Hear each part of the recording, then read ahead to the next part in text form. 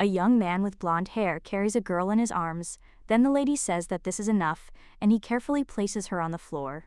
The young lady turns around, about to leave, but suddenly the guy grabs her hand. He turns to his lady, comes closer, and says that he would like to ask her for one favor.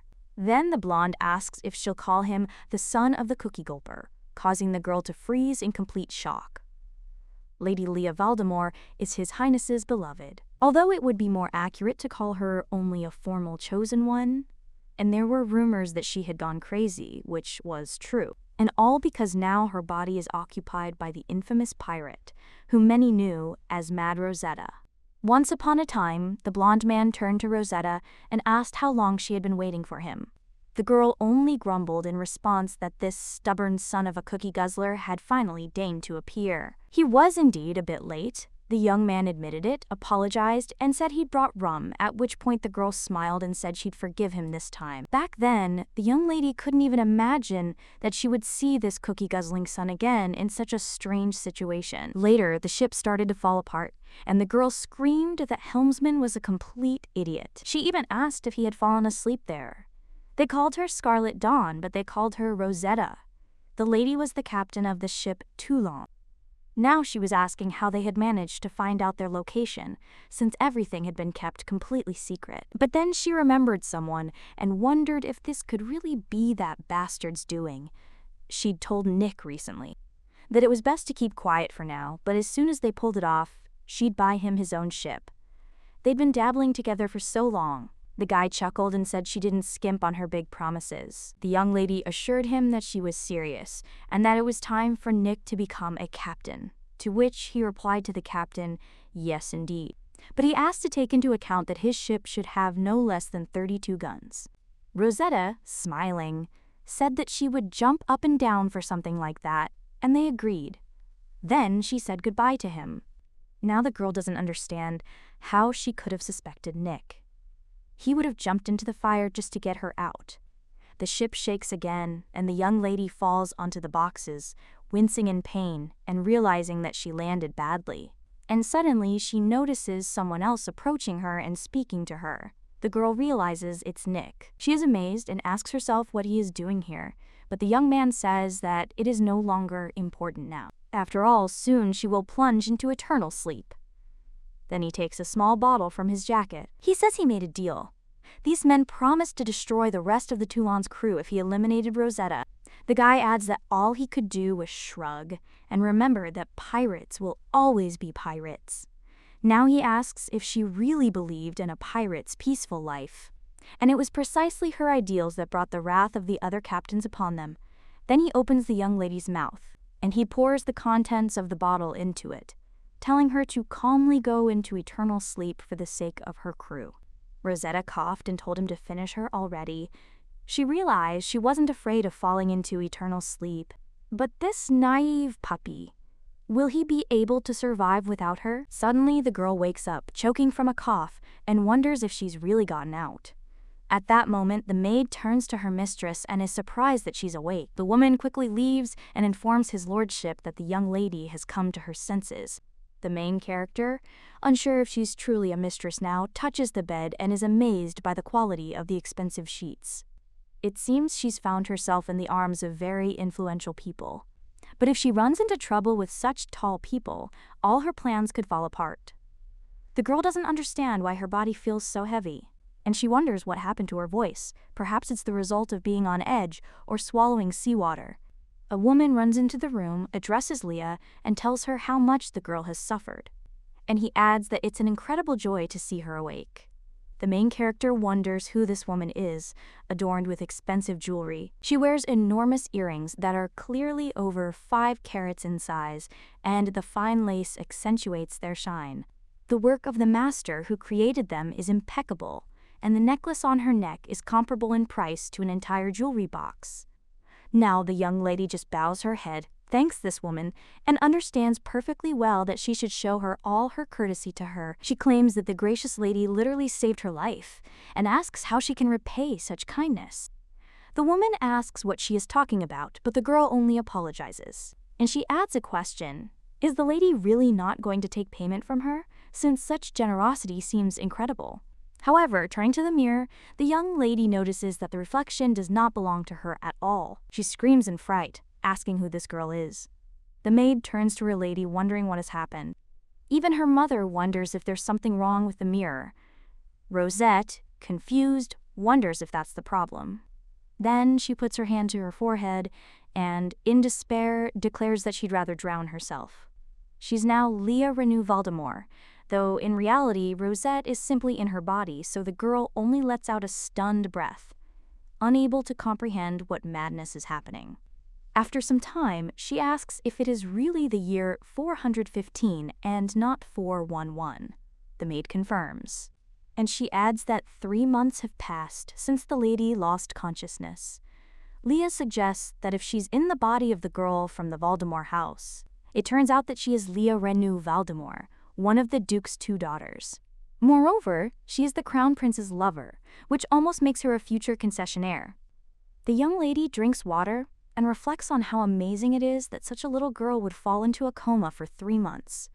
She's sure there was quite a fuss about it. The maid turns to her mistress with a slightly anxious expression, and she asks what she wants.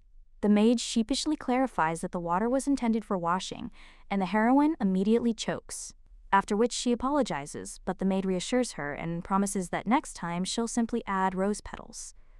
At that moment, someone else calls for the mistress. A man enters the room and announces that the Duke wishes to see her at dinner. The heroine understands how bad this is. She hasn't figured anything out yet, and it would probably cost the Duke nothing to expose her. She curses to herself and thinks that she will be gutted like a small fish. The butler immediately disappears behind the door, saying that he will wait outside, and the maid asks the mistress not to leave her alone. The heroine can hardly believe what's happening.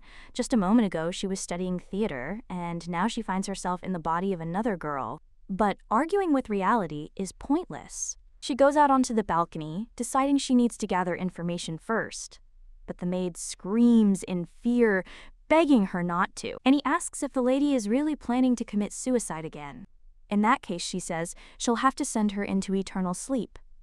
Leah is confused, wondering what that means. The maid screams that even this way she won't get her prince back, and the mistress herself must understand this. The heroine is shocked. It turns out the old Leah really did want to die. After a short while, the maid helps her get dressed, and looking in the mirror, the girl is amazed at the appearance of the body she finds herself in. She thinks this body is amazingly beautiful, and that it belongs to a duke's daughter.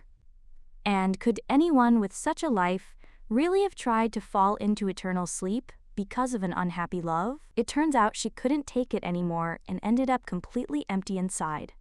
To sum it up, that day, when the prince broke off the relationship, Leah followed him and drank a bottle of poison in front of him. Therefore, the heroine only sighs heavily, realizing that this girl's character was far from simple. The only thing that connects her to the old Leah is that they both experienced near-death experiences and swapped bodies. She doesn't understand why things turned out this way, and for a while she remains silent. Then, in horror, he thinks about his former body. What has become of it now? And where is the soul of the girl to whom this body belongs? If she hasn't appeared for 4 years, does that mean trouble? The sea witch Calypso must have the answers. The heroine thinks she would give anything just to talk to her. The maid tries to reassure her mistress, suggesting that she is worried that the Duke will probably be angry. He is indeed strict, hot-tempered, and frightens everyone around him. But the lady is still his daughter, which means everything will be fine. The heroine is surprised and asks if this is really true. In her mind, she adds that she will most likely be executed. If the truth is revealed, she will be destroyed, and she understands that she cannot allow this. After all, they say that by staying calm, you can escape even from the jaws of a shark. If she's exposed, she'll be executed, and her body will be burned. So the main thing is to behave like a true noble lady. After a while, the girl is already eating the meat, and is amazed at how delicious it is. She feels like she's in a fairy tale, and she wonders if nobles really eat like this every day, and then realizes that she has overeaten. But she notices her parents sitting opposite her and remembers that she needs to observe her manners. The man notices that Leah seems to be enjoying the food, and the heroine mentally pulls herself up to remember that she should look like a lady. Then he replies that yes, the meat is unusually tender and appears to have been prepared from a very young calf. The man claims that even if a person has been in a state similar to eternal sleep for a long time, he cannot change so drastically. And it seems as if the girl has been replaced, which is why the young lady becomes frightened and begins to become very nervous. The young lady's father continues to stare at her, making her feel even more uneasy. He also says that since she woke up only recently, her memory has not yet had time to fully recover. The woman remarks to her beloved that too little time has passed, so he shouldn't be so abrupt. The man says that the social season will soon begin, and the young lady replies that she understands. Her father declares that since her marriage to Prince Karen did not take place, he will find her another groom, and the young lady agrees without objection. The man adds that starting next week, she will begin meeting with candidates. The young lady chuckles, saying that it sounds wonderful, but suddenly breaks off. Confused, she asks if this is the kind of thing he talks about when a guy and a girl get together, and then the giggles and innuendos begin. The man claims that it looks like the young lady will have to relearn all her etiquette lessons. Madame Valmont will have a hard time. But the woman still turns to her beloved and says that Leah hasn't fully recovered yet. The man, putting the tea on the table, sharply asks if this is so important now. After all, their family had already suffered the humiliation of that lousy prince breaking off their engagement, and if rumors were to spread that she had gone mad, the man sighs and claims that they need to force her on some poor guy as soon as possible. Even though the crown prince rejected her, the girl remains the duke's daughter, and even without a dowry, she is a good match. But the honor of the family must not be forgotten. Therefore, they offer a diamond mine as a dowry, which greatly surprises the main character. But he still understands that this is like selling his own daughter, and Leah looks like a real poor thing. The girl wonders if the mine will be hers if she doesn't get married. Her father says he'll give her 1 month. If she doesn't get engaged within a month, he will send her to a convent for the rest of her life. Leah is horrified and doesn't understand how he can say such a thing. His wife also says that her darling shouldn't act like that. However, the man replies that of course he can, because the monastery is a place from which no one returns, so if she doesn't want such a fate, she's obligated to get engaged within a month. The young lady wants to object but can't find the words. She thinks about the monastery, and the maid asks her lady not to worry so much. Leah understands that in the monastery there will certainly be someone who can discern souls, and that in one case a noose awaits her, and in the other, a stake. But the girl decides that she will not allow herself to fall into eternal sleep so easily, and cries out that she just needs to find some fool in a month, and then everything will be fine. The maid says her lady is so brave.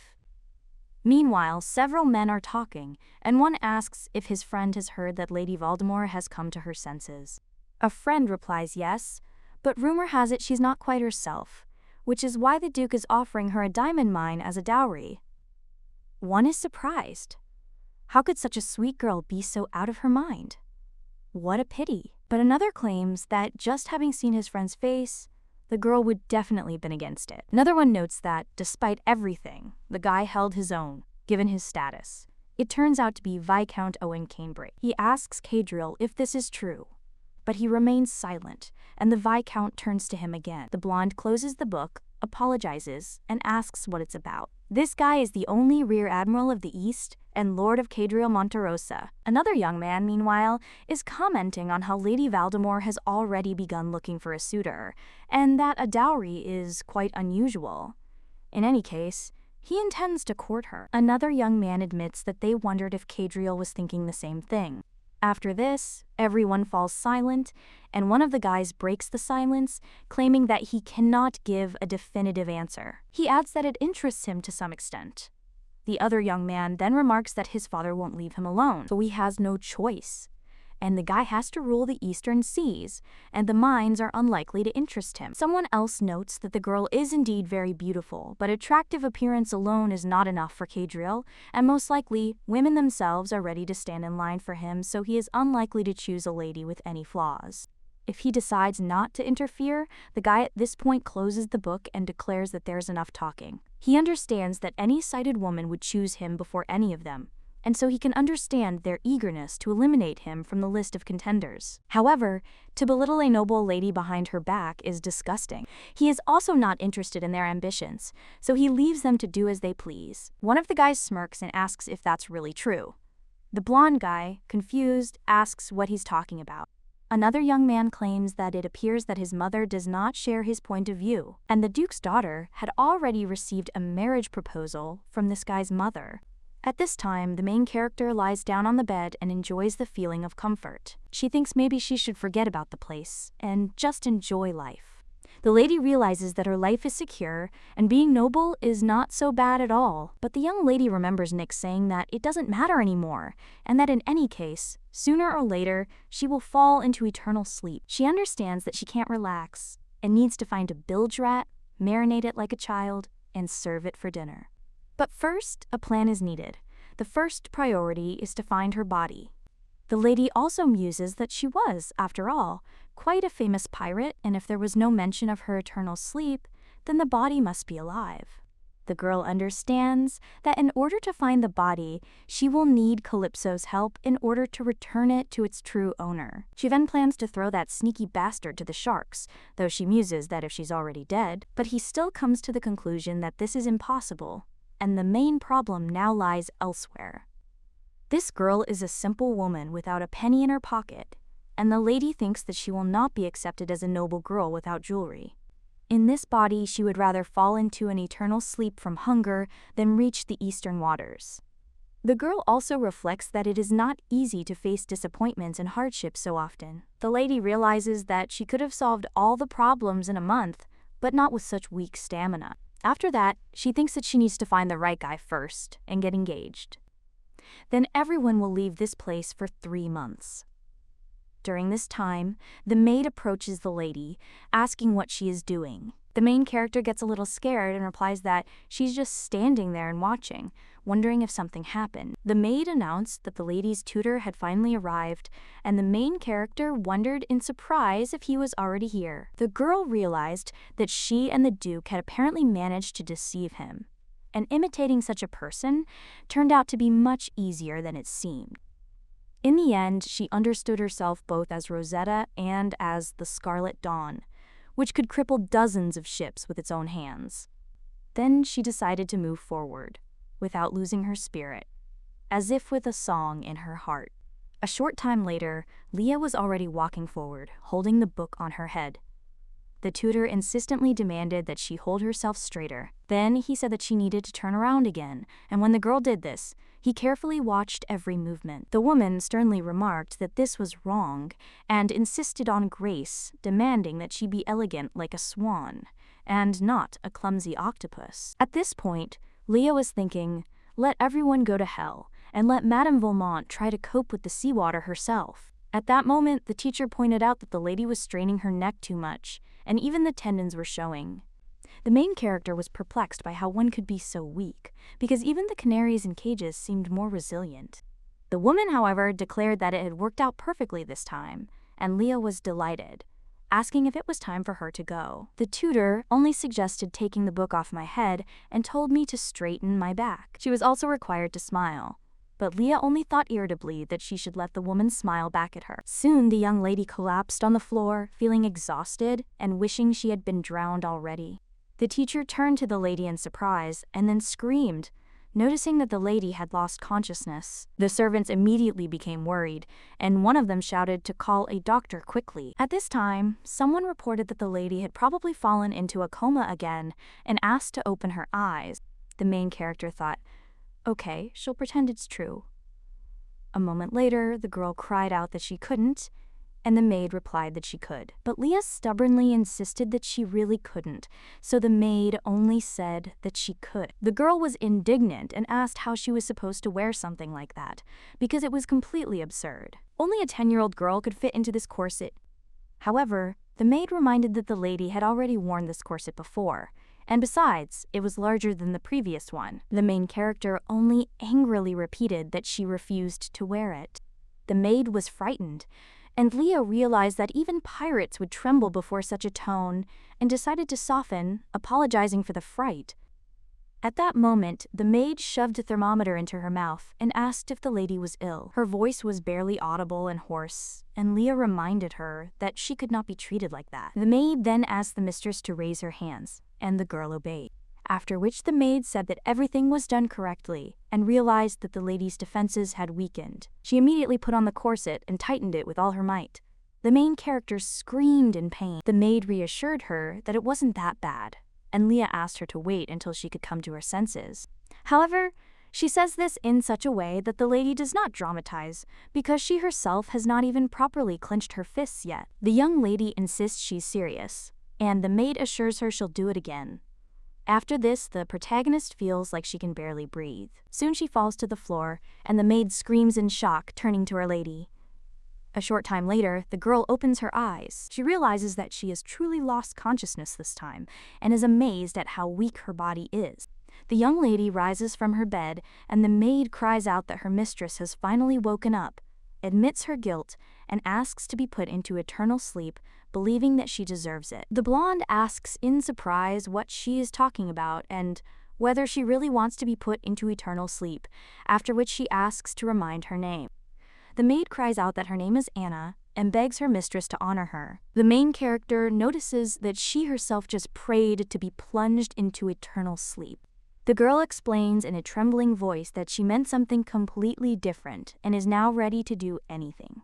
Leah understands that Anna is too emotional, but at the same time she is devoted and diligently fulfills her duties, and apparently she will be able to spend 3 and maybe even 6 months here. The young lady decides that having at least one loyal servant is very important and tells Anna to raise her head. She understands that there is no need to punish the girl, despite the attempt to put her into eternal sleep, and realizes that the best way to achieve obedience is to slightly manipulate weakness. The maid asks if this is true and thanks the lady, to which she replies in the affirmative. Anna swears to obey in everything, and the lady confirms that this is good. The incident with the attempt to strangle her will remain a secret, but the maid is still worried and turns to her mistress. She confesses that it's no longer a secret, and that she couldn't raise the lady alone, so she again asks to be put into eternal sleep. The girl cries out that she will still beg for mercy, to which Anna replies, almost tearfully, that she does. After some time, the main character is already sitting in the living room, clicking her heels. The teacher notes that such behavior is unacceptable and says that the basis for behavior in the capital is very important: dancing and speed reading. The girl is a complete failure in all subjects, and this is far from a complete list. The young lady is simply asking what can be done if the body has not yet fully recovered. The woman reminds him that she is leaving soon, and the lady is expecting to meet with candidates within 3 days, and such a pace could destroy the reputation of a brilliant tutor of noble ladies. The teacher adds that her own pride will also suffer. The protagonist understands that it's a matter of preserving her honor. Leah finishes her tea and realizes that she knows how to deal with such people. She wipes her mouth with her sleeve and addresses Madame Valmont with a personal question. The woman offers to ask it. The young lady asks how much the Duke pays her per week. The teacher is surprised.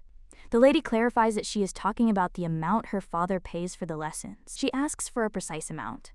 Leah understands that it will take a month to implement her plan, but even with the Duke's vast fortune, she needs a reliable source of income. If a woman values her reputation, she'll keep it a secret, and it looks like the lady will be able to squeeze out a tidy sum.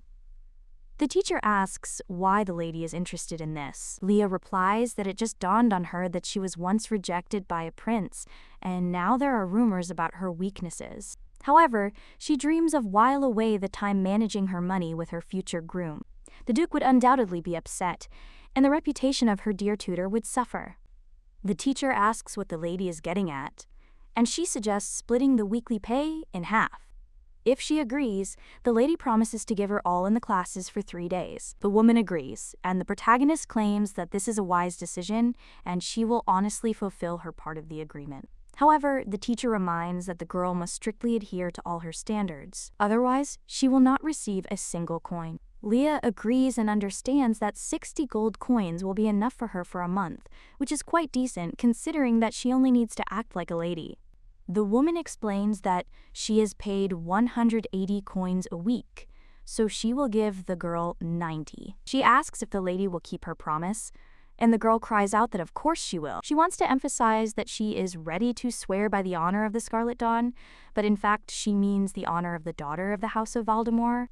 During the dramatic peace negotiations, the woman again asserts that her words are an oath of her own honor. At that moment, the young lady's protective instincts insistently whisper to her about the need to run before it's too late. The woman, meanwhile, advises the lady to mentally prepare for the upcoming test.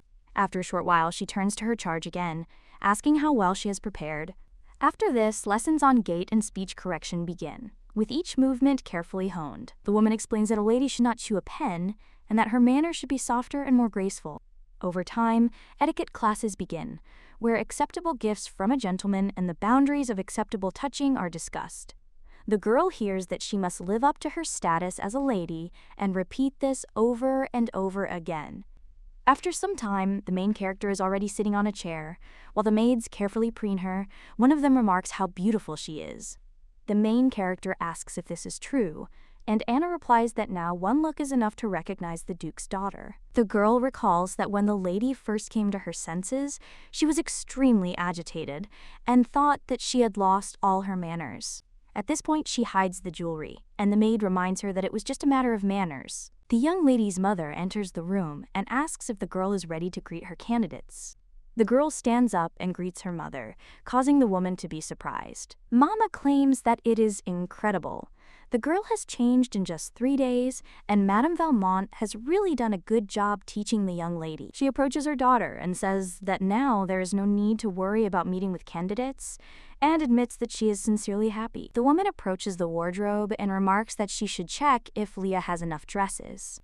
They haven't been ordering large quantities lately, so they had to make do with what they had for the whole month. She thinks it's time to order new outfits. The main character turns to the teacher and whispers to her to give her the money quickly. The woman holds out a bag of coins, but the girl notices that 12 coins are missing and reports this. The teacher is surprised and claims that the lady is still far from her standards, and the main character understands that she has already made good progress towards her goals. Meanwhile, the mother tells her daughter to come closer, reminding her that she has already received many marriage proposals. She estimates that it will take about a month to meet with each candidate.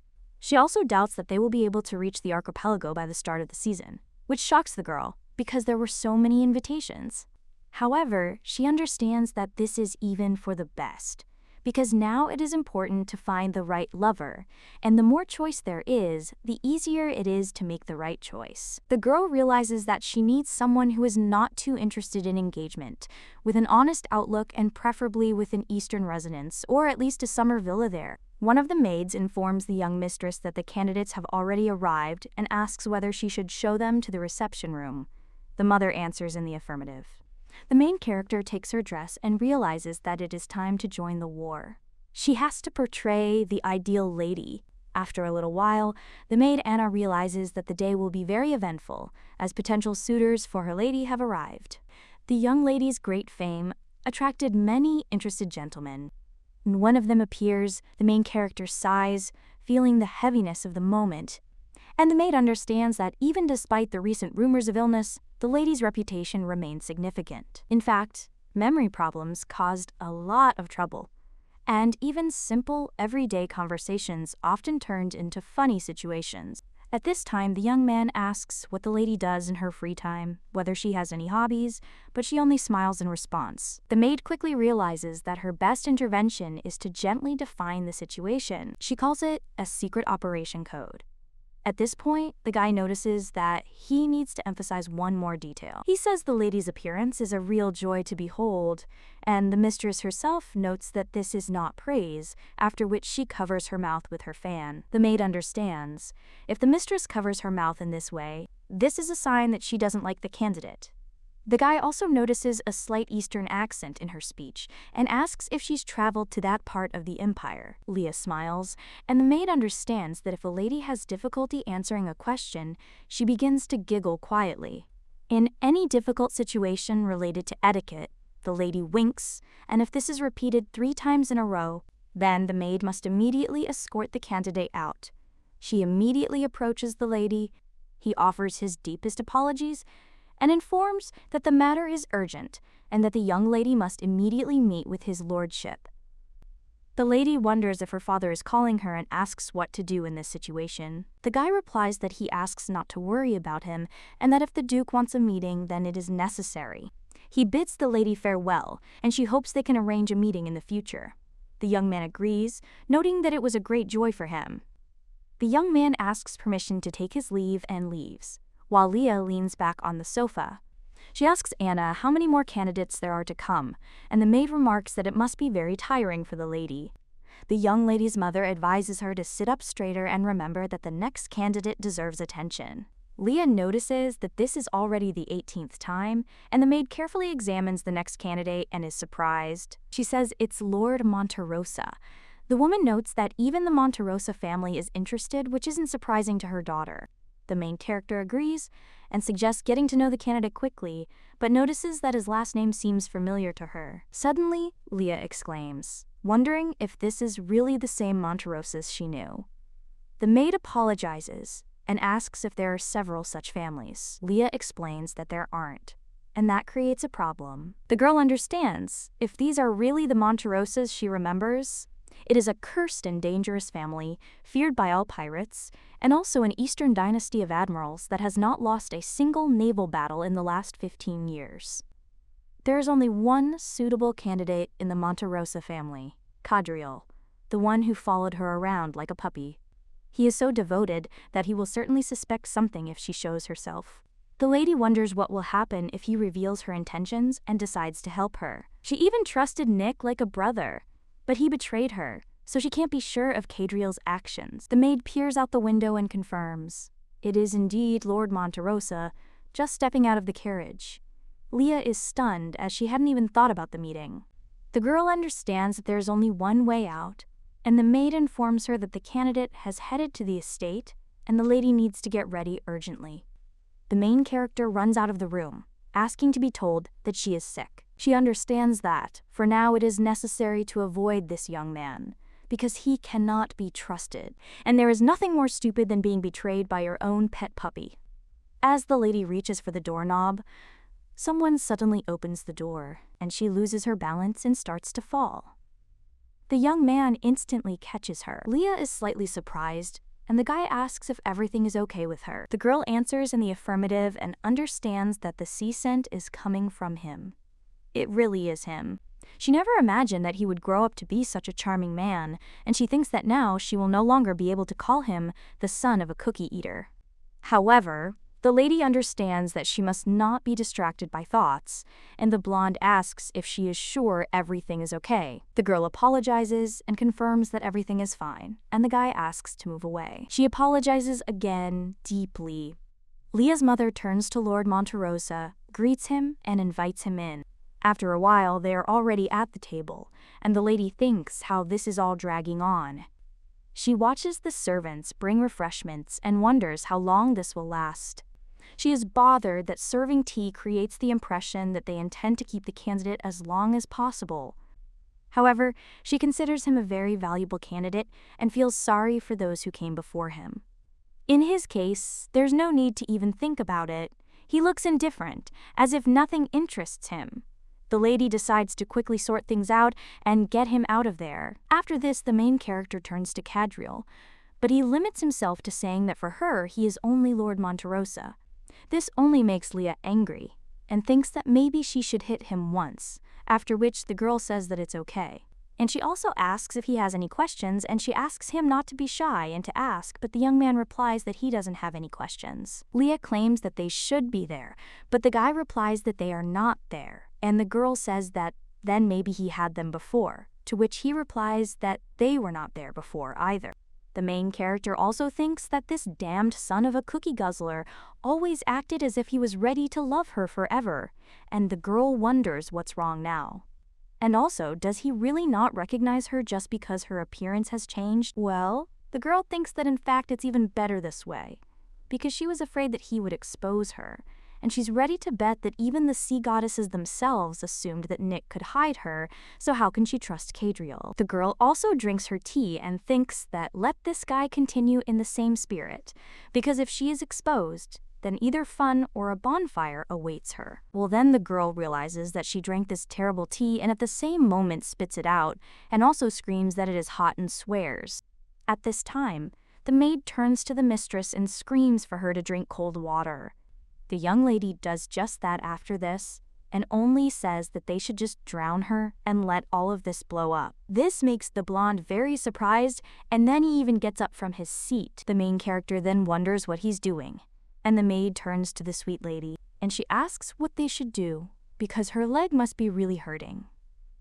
Leah asks if she's talking about her leg, and she actually burned her tongue.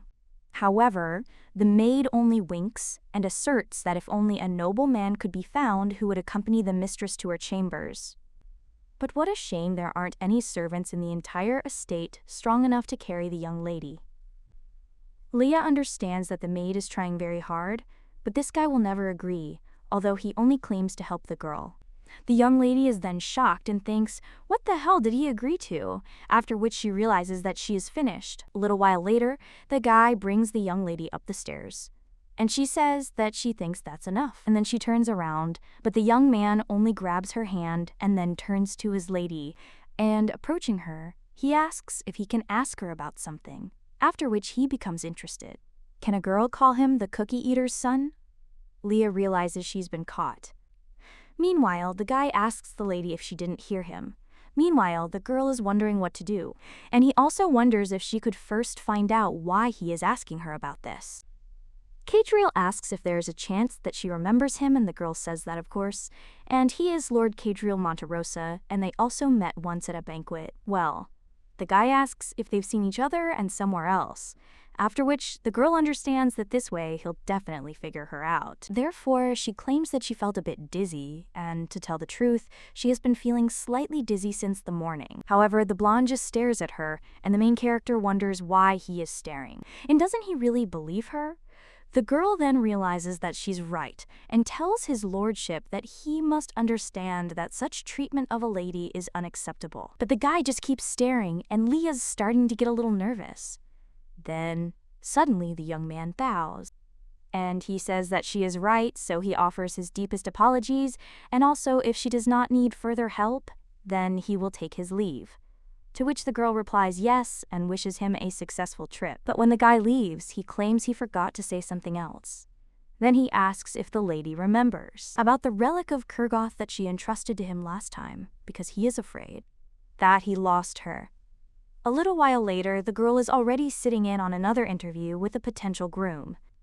She understands that this bastard Cadriel obviously figured her out, but the girl still doesn't understand why he still hasn't contacted her, because a week has already passed. The girl could no longer imagine the haughty look, as if he were looking at his prey, and it seemed to her that he would be faithful to her until the very end.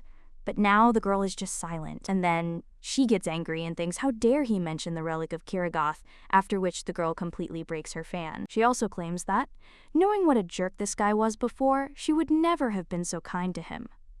The maid, worried, turns to her mistress, and she comes out of her thoughts and asks what it is that changes after, and asks if he could repeat it. The maid claims that his lordship asked if the lady would mind joining him at a summer ball to be held at the Renoir residence on the archipelago. The main character asks if he's talking about the archipelago. He replies that he is, and as far as she knows, the social season starts in 2 weeks. She hadn't planned on missing such fun. The main character is then about to answer, but her mother makes a sound and then just shows with her fingers that she can't miss it. And the young lady insists that of course she'll participate, and what other choice is there? To which the guy replies that he'd be incredibly happy if she joined him, especially if Mistress Leah honors him by accompanying him to the ball. However, the young lady's mother is making it clear that this is absolutely impossible, and the girl claims that first she needs to get her mother's approval, because she cannot decide such issues on her own. After which the guy says, of course. He will also wait for the young lady's response. He also says, by the way, there are 3 carriages and over 100 hectares of land. 5 horses and 20 servants will also be awaiting a response. Therefore, he asks that you consider the proposals for as long as possible. How many ladies consider it necessary, but the main character thinks that Anna should already take him out of there. A little while later, the young lady's mother claims that she is glad that the girl decided to refuse this guy, and she cannot believe that her father wanted to approve the proposal of the Marquis's second son, because it even seems to her that he is not all right in the head. Well, she also says that this is not the point now, because Leah can only watch, since she has already received so many invitations. With picnics, exhibitions, balls, and boat rides, this season promises to be a wonderful one. Leah wonders if they really have to accept them all, to which the woman asks what it is, dear. After all, they will accept at least 5 times more invitations than they have now, because she already spoke about this earlier. The main character then claims that, frankly, she's not sure she really needs to go to the archipelago and thinks there's already someone she'd like to get engaged to. The young lady's mother then asks if this is true, and after that, the girl just sits back down on the sofa and sighs heavily. At this point, the young lady's mother takes her hand, and she claims that she understands that the girl is worried because she was essentially the crown princess, and she could not imagine that she would have to debut in society like this. But the girl has no idea how nervous she was during her debut. Well, she succeeded, and she's confident her daughter will do even better. The protagonist realizes that, given this scenario, she'll have to accept all these invitations. After which, almost with tears in her eyes, she thanks her mother, and when the young lady leaves, the woman asks why she doesn't go and change into her dance attire. After all, she hired a dance tutor, after which the main character agrees with her mother, and she says that she almost forgot, and that she was told that Leah really likes sapphire jewelry. She also thought that it would be nice to invite a merchant tomorrow to pick out something beautiful for her, for example, sapphire earrings. After which the main character says that it's wonderful, and she will immediately change into her dance outfit. A little while later, the girl is already changing into this outfit. One of the maids says that the lady is beautiful. After all, she's like an angel descended from heaven to them. Leah then realizes that this body is truly beautiful. And although this girl was beautiful, because of some man she almost fell into eternal sleep. The girl also thinks that if she manages to return Leah's body, then she should definitely live happily without clinging to failed love. And she also understands that since Kadriel hasn't contacted her yet, it's quite possible that he doesn't recognize her. And also the money is slowly dripping in and everything is going smoothly, so she thinks that she has nothing to worry about, and she will cope, so she should forget about this idiot. But a little while later, she already sees the blonde guy, and in shock asks why the hell he ended up there. At this time, the young lady's mother greets the guy and thanks him for coming all this way. The guy replies that it's a joy for him. The woman insists that Leah has significant gaps, so they're grateful he responded so kindly. Yes, it's also difficult for them to find someone more reliable than him, after which the main character thinks what this means and who this guy thinks he is. At this time, the young man bows to Lady Voldemort, and the girl addresses him in response, a little excitedly. The young lady's mother leaves the room and wishes them a pleasant time, and the main character wonders where she is going. The blonde then turns to her and asks how far the lady has progressed in her waltz lessons. Leah remains silent after this, and the guy turns to his lady and then does it again. Leah, he says yes, and she heard him, and also she had several classes before she lost her memory, but she forgot almost everything. The blonde then claims that in that case they will have to start from scratch, after which he extends his hand. The main character extends her hand to him in response, after which the guy brings her closer to him. And he says that his lady should remember this well, because this is a basic position. Leah then thinks what kind of feeling this is, and also understands that there is nothing special about it. After all, this guy just caught her off guard, and she also thinks that her heart needs to calm down. And also, you need to quickly pull yourself together, because he is still the same son of a cookie eater and anyone but him would be better. 8 years ago, someone screamed and started a fight in BLT prison. However, the main character immediately wrestled the boy to the floor. After which, she simply claimed that all these weaklings were wasting her time. Then she moved on and realized it was worth moving forward in search of her goal. Then the girl moved on, and looking at the cells, she realized that it was not here. Then she saw one of the cages in the corner and approached it. The girl addressed the little admiral. She also asked if he had yet fallen into eternal sleep.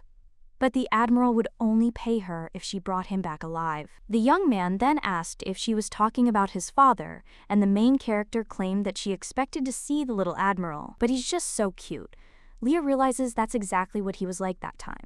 But the girl still doesn't understand why she now feels so awkward. After which she finally understands that she needs to pull herself together and not let herself be manipulated. Then they continue dancing, and the young lady realizes that these activities are not so bad. The blonde man says she's doing better than he expected, and he was worried because the lady had lost her memory. But the girl replies that yes, and yet it seems her body still remembers the movements. Cadriel then asks the lady, is she really offended by him? And the girl is just wondering if he really decided to play the fool. He also claims that the last time he saw her, he didn't leave the best impression. Cadriel asks if it was really that bad, but she simply asks if he doesn't remember. And the guy told her to move away like she was some kind of leech. Now the girl gets furious just thinking about it. After which she claims that this is why she thought that Lord Monterosa despises her. Well, the guy replies that he does not despise her. And yet the girl claims that such a forced answer hardly means that he likes her. The guy then claims that sometimes when he looks at the lady, he remembers his old acquaintance. Leah asks what he means by this, and the young man replies that he is even beginning to doubt his sanity. But he's certain of one thing: he's incredibly interested in the lady. The guy also hints at her piratical forays, and their main character is shocked. A little while later, the girl is already sitting with her teacher and thinking, did that guy at the slap really understand who she is? But maybe he intends to collect dirt on her and report it? The woman at this time claims that well-mannered ladies do not kick their legs like that. And the girl screams that she should be drowned and wonders why there are so many rules. The woman then asks her lady what kind of vulgar expression that is, but she'll have to pay another fine. Leah then just makes a face and hands over the money. The woman then asserts that the lady has made great progress since their meeting. The girl agrees, but the teacher claims that her manner of speech is a separate conversation, and sometimes you get the feeling she's a port hooligan, to which the young lady also agrees. And the woman claims that, speaking of her manner of speech, she's noble. A polite phrase like, if you don't mind, would have greatly transformed her speech. And she also suggests that the girl stop simply nodding along. After which he asks, why not give it a try? The main character isn't thrilled, but still, with a smile on his face, he asks the lady if she doesn't mind, hoping she'll kick the bucket soon. The woman then merely yelps in displeasure. The next day, the main character dances with the blonde again, and when they finish, the guy claims that today is their last class. The girl then asks with a smile if it's true, and he asks if she can find out the reason, to which the young man replies that she is leaving for the archipelago in 2 days, and he asks if this is true, to which the young lady replies that yes, and the blonde man then comes closer to her, and he claims that the first ball will be held at the Renoir residence, to which the girl replies that yes, and she believes that this is how it will be, and the guy asks if she would do him the honor of accompanying him to that ball. The girl is a little surprised and asks what he's talking about. The young man replies that he asked if she'd like to join him. After which the girl gets scared and also thinks that this must be a trap, and even if not, she still cannot agree. After all, rumors that Leah had gone crazy had already spread throughout high society, and if Cadriel were dragged into it, too much attention would be paid to her, and then her capture would only be a matter of time. Therefore, the girl understands that she will not agree under any circumstances and claims that she has already promised another person to keep him company if he wants. After which the blonde man asks who it could be, and the young lady tries to remember at least one candidate. She claims he's a lord from the Marquis of Bingley's family, and at the end of her sentence, she says, if he pleases. The guy asks if she means Lord Binsley, and the girl replies that yes, she's the one going to the ball with him. Planet then says that's clear and asks for leave. Leah asks if he's leaving already and adds, if you like. The young man replies, yes. Well, he asks why his lady inserts if you like into every sentence, to which the girl replies that it is a secret and adds if he wants. But in her thoughts, she thinks that she would throw Madame Valmont overboard. At this time, the guy says that it is clear, and by the way, he wanted to give her one piece of advice. The main character asks what kind of advice this is, and whether he is really going to threaten her. But the guy claims that he only taught her a waltz that will only be played at the opening of the ball, so it would be better for her not to participate in any further dances. no matter who invites her. And the nobles might find it rather odd that she doesn't know any other dance.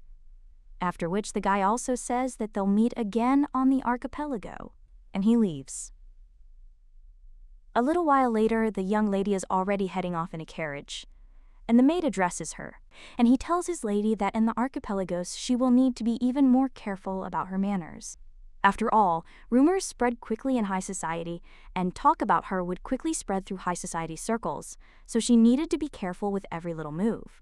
To which the young lady replied that she would do just that. But she still thinks what the hell that bastard was planning, and since he figured her out, why didn't he just ask her directly? And why complicate everything so much? Now the main character claims that if he does not intend to set her up, then she thinks that it is worth asking him openly. She also understands that this boy probably knows where her body is, and he could help. But the girl also remembers that incident with Nick and realizes that just think how he has changed.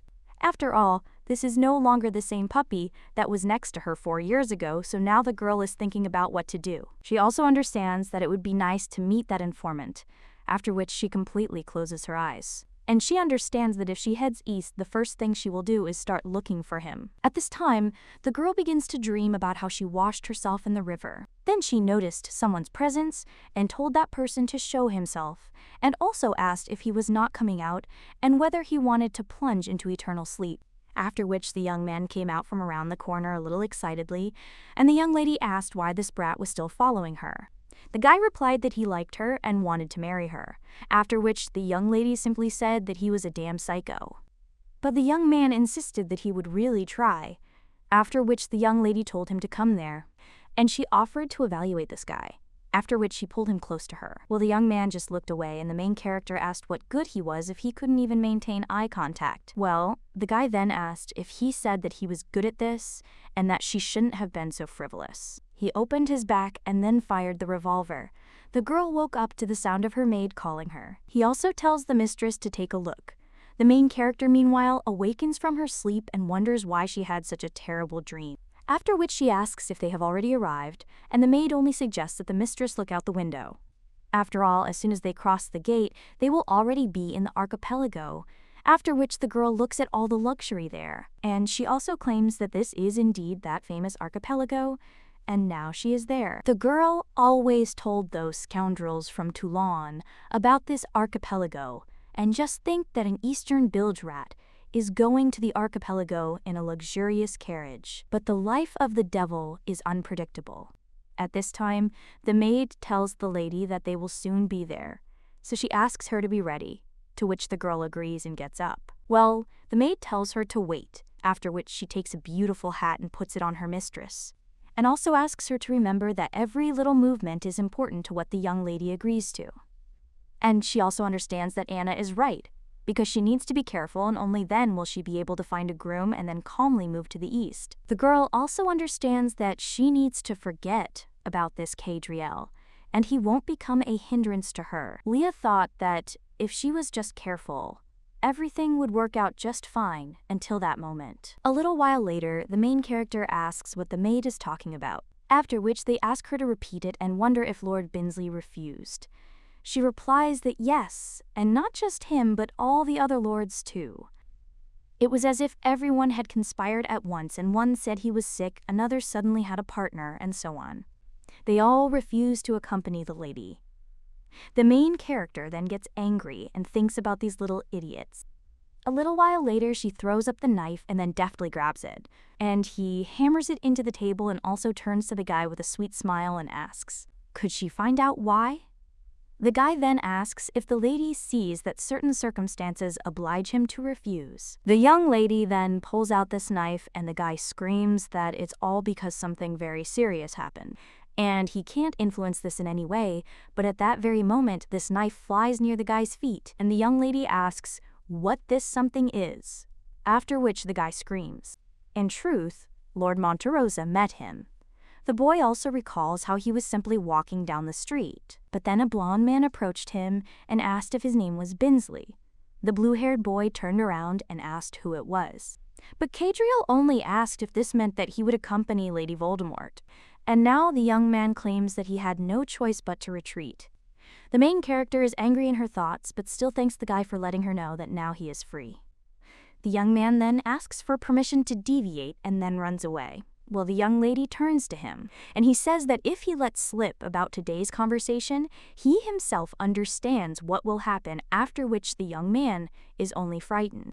And the main character understands that the brat Kadriel did recognize her, and that means she just needs to tell him everything. The girl decides to explain the situation to him and then ask for help so that he can take her to the east.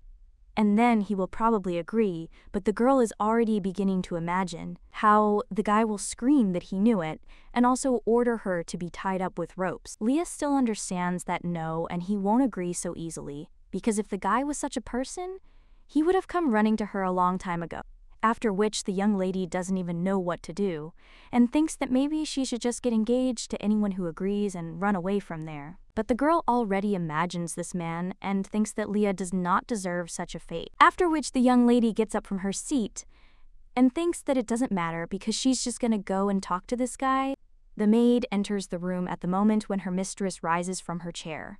The main character asks if they just synchronized, and the maid replies that she wanted to say the same thing, after which she suggests hurrying up and getting her in order.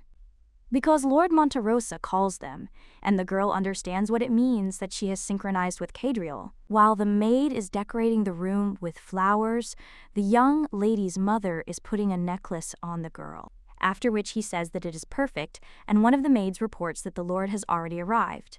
Then the boy enters the room with a large bouquet of flowers. The young lady's mother greets the Lord, and he asks for forgiveness for such a sudden visit, after which the woman says that it's not worth it. He also claims to leave them alone. The main character then asks if she's at it again. She also claims that she has developed a habit of leaving her alone with this man. At this point, the guy turns to the lady and asks if she likes flowers.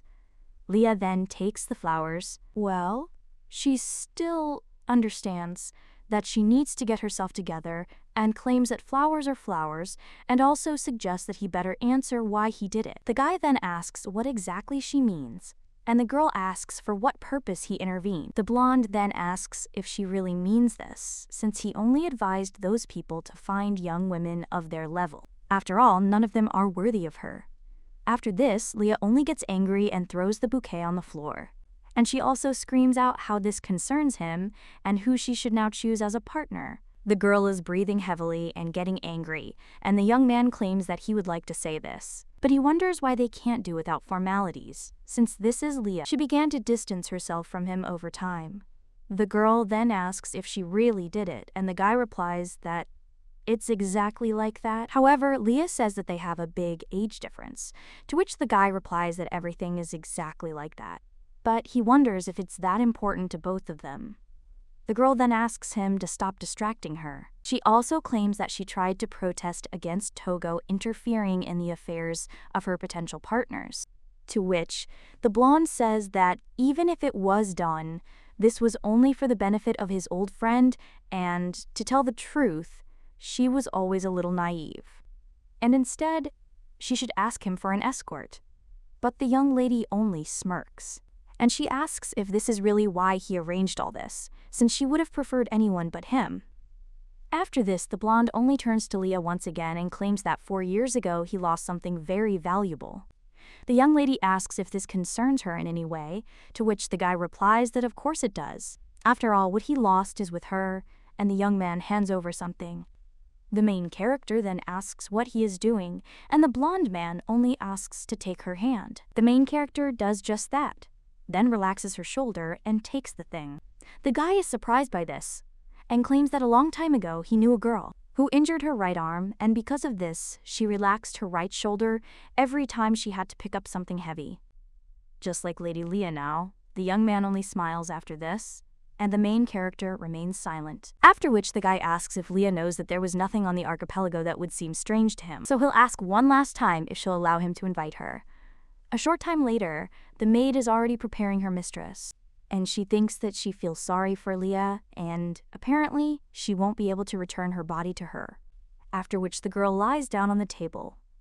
The maid then turns to her lady and asks her to keep her head up, and so he'll be accepted alive. after which another maid brings the jewelry and asks, "Which necklace does the lady prefer?" After which Anna understands that this is ideal, and these necklaces will definitely help her to perk up her spirit. Well, the main character just sighs and tells them to wear whatever they want, after which the maid, in shock, wonders if even that didn't help. She is concerned about her lady and claims to know that she is not delighted with Lord Cadriel. Well, he still asks her to cheer up, because who knows what will happen, and maybe today she will meet her destiny. After which, the maid also claims that her lady looks magnificent. The girl merely asks if she mentioned fate, after which she realizes that she doesn't know what that scoundrel Cadriel is planning, but she will never give up. And today everything will be decided, because she will reveal her true identity to him. A little while later, the young lady's mother speaks with the Lord, after which she finally sees her daughter and admires her appearance. The Lord also turns around, and he sees a girl in beautiful clothes. He also claims that his lady looks simply magical, but the main character thinks what a liar he is. The girl's mother clears her throat at this point, and he claims that this is Leah's first time at such an event, so she must be very nervous, and the woman asks to be understanding about this. To which the guy replies that, of course, and he didn't find it disrespectful at all. But the girl thinks that he is lying again because the guy speaks flatteringly, and there is ice in his eyes.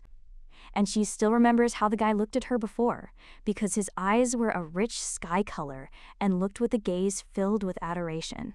The young man said how beautiful R.O. was, and he liked absolutely everything she did. The girl also understands that these were emotions boiling like lava, and she also knows everything about this guy. Therefore, no matter what he said while looking at her so coldly, nothing would shake her determination. At this time, the young man extends his hand and asks to be allowed to accompany Lady Leah. The main character gives him her hand, after which the guy pulls her towards him, and he asks who she would offer her hand to if not him. The main character only smirks after this, wondering if the guy is looking down on her. But let him not forget that her name was Scarlet Dawn, which is why the girl says that none of this would make sense if it weren't for Lord Cadriel. And the girl also understands that she's not going to sit idle any longer, because two can play that game. A short time later, someone reports that Her Grace, Lady Leah Voldemort, and His Grace, Lord Cadriel Monterosa, have arrived. The other aristocrats begin to whisper and ask if this is really the same Lady Voldemort. After all, she was engaged to the Crown Prince. Only 3 months have passed, and now she is already in the Lord's entourage, so the ladies say what a scandal this is. The main character realizes that they attracted even more attention than she expected, and there are no people like Calypso there. The blonde man tells the lady to just be patient for a little while. After all, after the first dance, they will forget about them, and then he thinks that the lady will have a moment to slip away. Therefore, he suggests trying to stay in the shadows, to which the girl replies that this is an excellent plan. A little while later, the music begins to play, and Lord Monterosa invites Lady Leah to dance. While the musicians play a melody, the two dance. The young lady then turns to Cadriel, and she claims she would like to ask something, but at that moment, the guy lifts her up, and he asks what she wanted to ask. The young man then puts it back, and the girl claims that he mentioned something, which, he says, she has. After which the girl asks what he will do if he finds it. The blonde is only surprised after this, and squeezes the lady's hand a little, but when he is about to say something, then someone else turns to them and claims that it seems the lady is really angry with him. Lady Voldemort didn't even come up to say hello. At this point, everyone in the room began whispering, and the main character thinks who else it is and is interested in who this guy is. She also remembers the endless list of gentlemen who were introduced to her and wonders which one of them is he. At this time, the blonde man expresses his respect to His Highness, and the main character is surprised, and she wonders if this is the Crown Prince. After which she lifts the hem of her dress and also pays her respects to His Highness. The guy then asks if it is true that she has lost her memory, to which the girl replies that it is true, and also apologizes for not immediately recognizing His Highness. Leah also thinks it would be better if she didn't see him for another 100 years. After that, the guy smirks. He asks where his manners are and introduces his fiancé. The girl then greets them, and she claims her name is Audrey. Leah is about to introduce herself, but then wonders if the guy is trying to make fun of her. and also to put on a show by introducing the new bride to the ex, after which the girl smirks and thinks that since he wants it so much, then they can play. And they will also see who wins. And in the thoughts of the young lady, she apologizes to Madame Valmont. He also asks to be allowed to introduce his companion, Lord Cadriel Monterosa. The main character then squeezes his hand with a smile on her face, and the guy just smiles. And he puts his hand on hers, after which he turns to His Highness and asks if he really has some business with his companion. The prince claims that there is no need for such rude words, since he only came to ask about Her Highness. The Lord then asks what this means, and His Highness replies that he was so worried. After all, the girl still tried to plunge into eternal sleep, and all because he fell in love with another. After these words, the young lady's patience breaks, and she thinks that she will give this guy to the sharks as food, after which she wants to curse him. But the blonde shuts her mouth and claims that he will take care of his companion's health himself, so if he asks about it again, the whole kingdom will hear about their duel. After which the young man bows and asks for permission to leave, then leaves. The prince, meanwhile, merely watches them go with a smile. And when these two finally enter the corridor, the guy opens the young lady's mouth. And he claims that he told her not to attract attention, but the girl asks what she did. After all, it's all that impudent prince. But the blonde just pokes her in the forehead and tells her to think about what she's saying. The young lady looks at the guy and thinks how handsome he is, but then shakes her head and thinks that everything is wrong. At this time, someone else approaches them and asks how he can live without his beautiful companion. At this time, the main character is thinking about what this idiot is doing there. But he only claims that the Lord looks gorgeous, to which the blonde tells the guy to leave. And the young lady is surprised and thinks that this is her informant, after which she turns to him. The boy is surprised by the name Turner and turns away. The girl suddenly understands that he definitely introduced himself with a fictitious name, which means that Leah shouldn't know about it. At this time, the blonde asks what she called Turner, and the young lady confirms it. That this drink is called Turner, and asks if that is not true, because she always really liked this drink. That's why she thinks that she was too happy, and the girl looks at the guy and, in her thoughts, asks him to believe. But she realizes he doesn't believe her at all. Meanwhile, the blonde insists that the drink is definitely not called Turner, but he can try to find it for her, after which the guy also turns to Owen, and also tells him to keep the lady company, to which the guy agrees. At one point, the main character grabs the blonde man by the sleeve and looks at him with a pitiful look, as if asking her not to leave her. The blonde is a little surprised by this, but then whispers for the girl not to worry. After all, this guy is not dangerous, but the main character understands that now there is no one more dangerous for her than him. At this point, the young man asks if Lady Voldemort would like to talk. A short time later, they are already seated at the table. And the girl asks if he is Owen Canebrake, to which the guy tells the lady that yes, and the main character understands that she is doomed and that this is the end for her. The young lady claims that she is honored to meet him, and thinks that if this guy is a viscount, so why the hell is he working as an informant? But if you think about it, he always seemed suspicious to her. After all, the guy rarely got involved with aristocrats, but they always paid generously, and he looked too good for a simple informant. So the girl thinks, how could she be so blind, and if this guy guessed, he'd definitely hand her over to the authorities for hard cash. Turner knew such information that there was literally a line of people waiting to buy her from him. But then the girl suddenly thinks that if it's really him, then this guy might know where her body is. However, the girl is also thinking about how to ask such a question without appearing suspicious. The guy at this time turns to the lady and claims that she looks worried. Well, the girl thinks that he knows everything for sure, after which she just smiles and asks if that's really true. The guy then puts down his glass and asks what she is so worried about. If she is still looking for a groom, then he'll have to disappoint her, because Cadriel rarely gives up.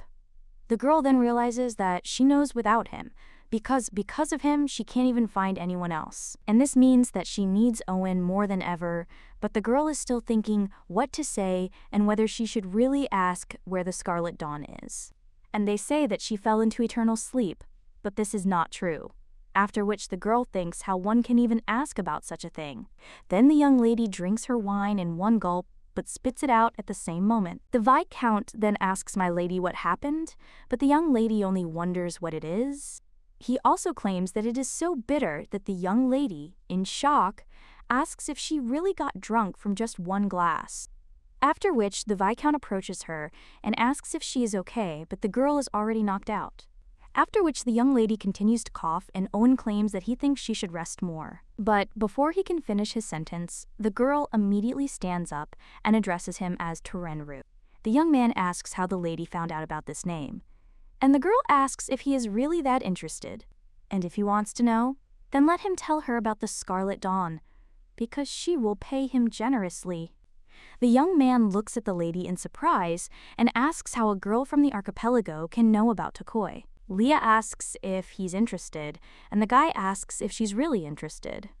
The girl then tenses up and wonders what he'll say next. The guy asks if she found out about Cadriel's past, to which the girl replies that yes.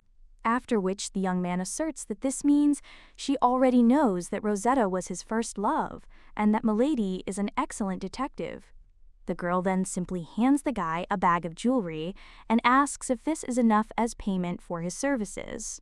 When the young man opens this bag, he sees there the jewelry that the girl took from Leah's wardrobe during her stay in the Valdemora house, after which the guy smiles and also states that he will be happy to serve the lady. A little while later, the girl already approaches the edge of the site and closes her eyes. Then she realizes she can hear the sound of the sea.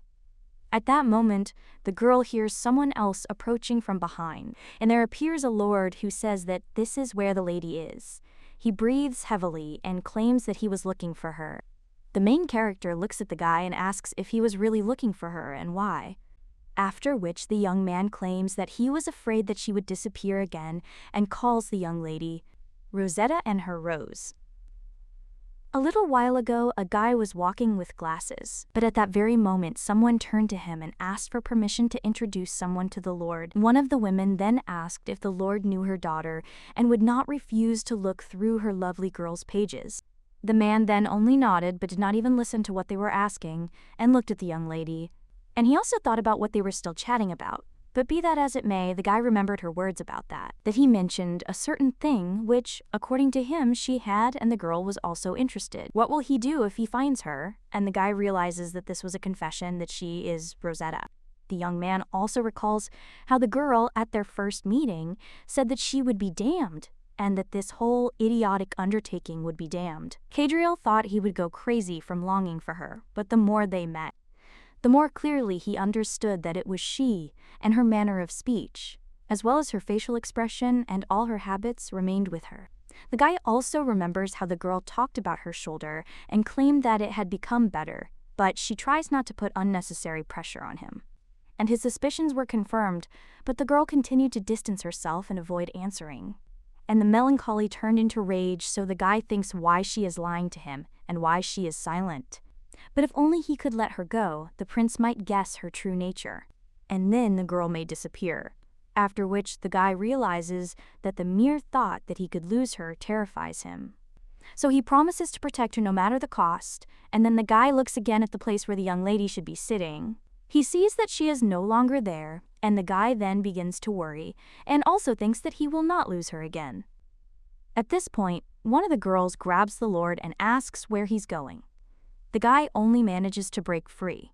He also tells the girl to let him go, and understands that even if he has to give up his title and wealth, he will protect her. So now the young man turns to Rosetta, and the main character understands that this is her chance.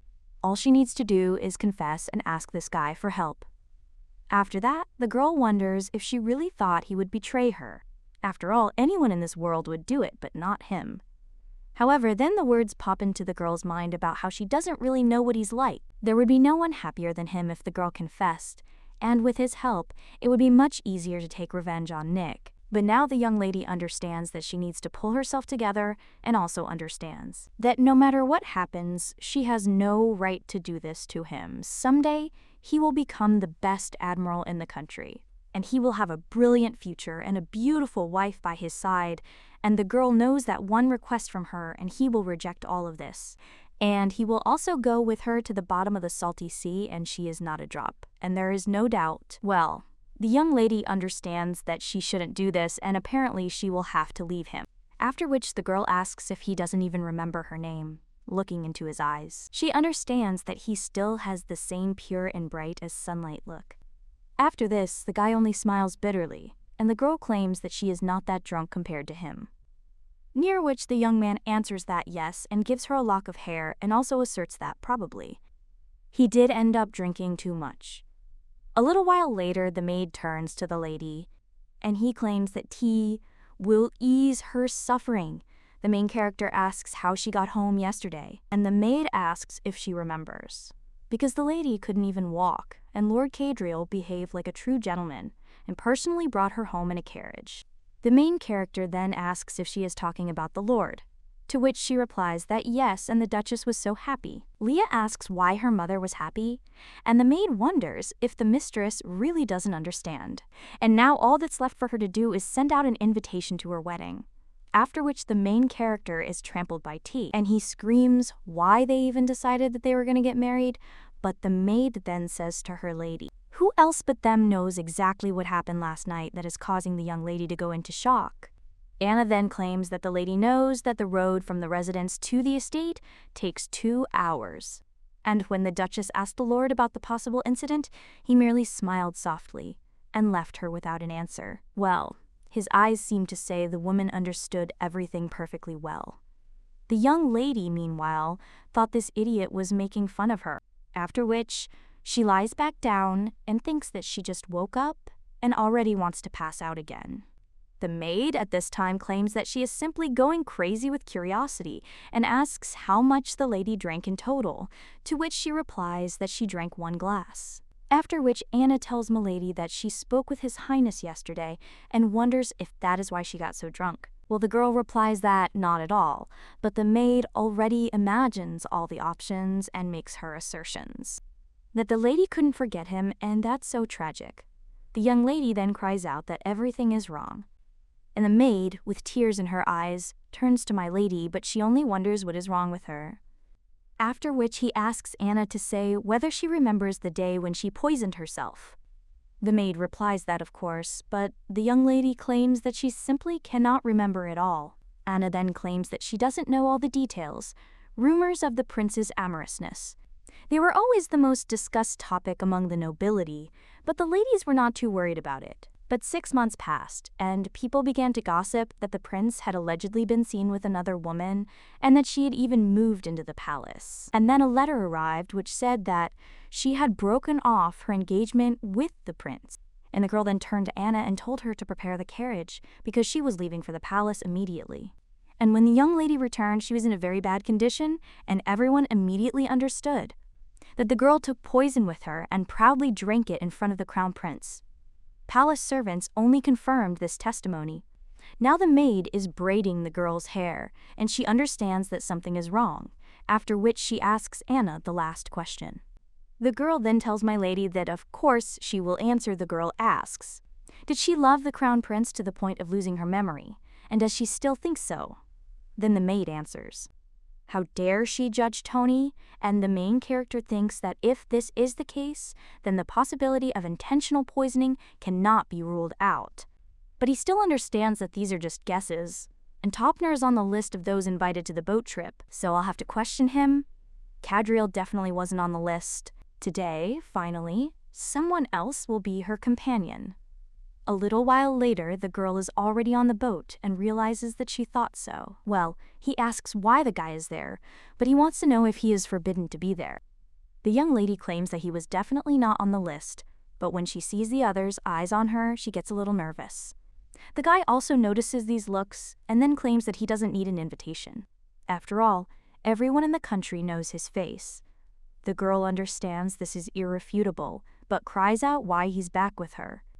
Well, the young man asks, did she not receive his letter about his desire to accompany her at every possible event? The girl replies that she's never heard such nonsense, And she also asks why he needs this, but the guy just covers her with his cape.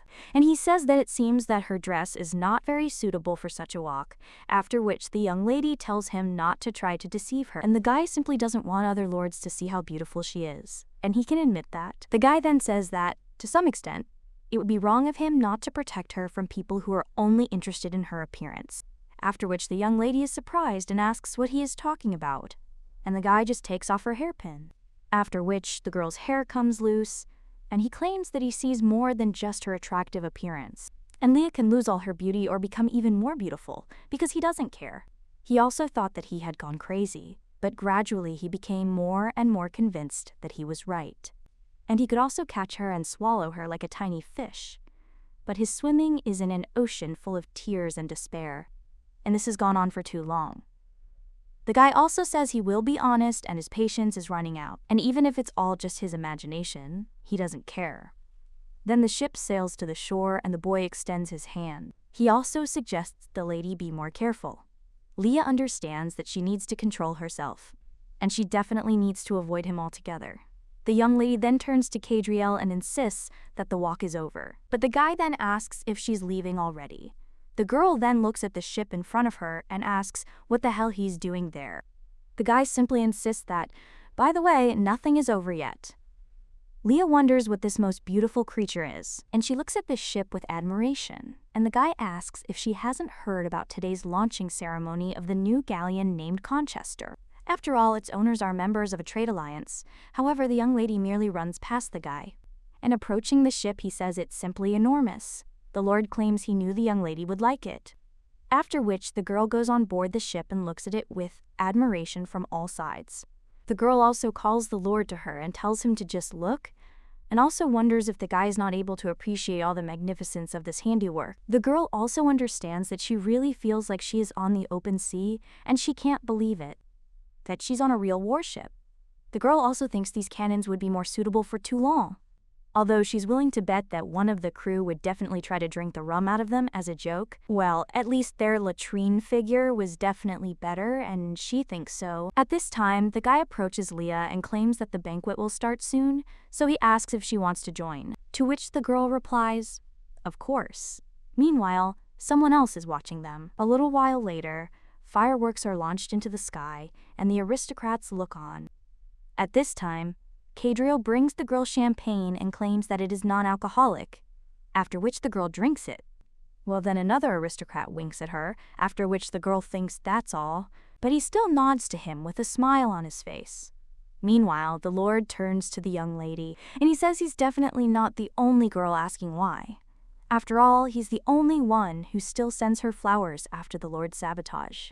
He's her last hope, and even though he's a little old, he'll do. However, the blonde insists that none of the men there are worthy of her, except him.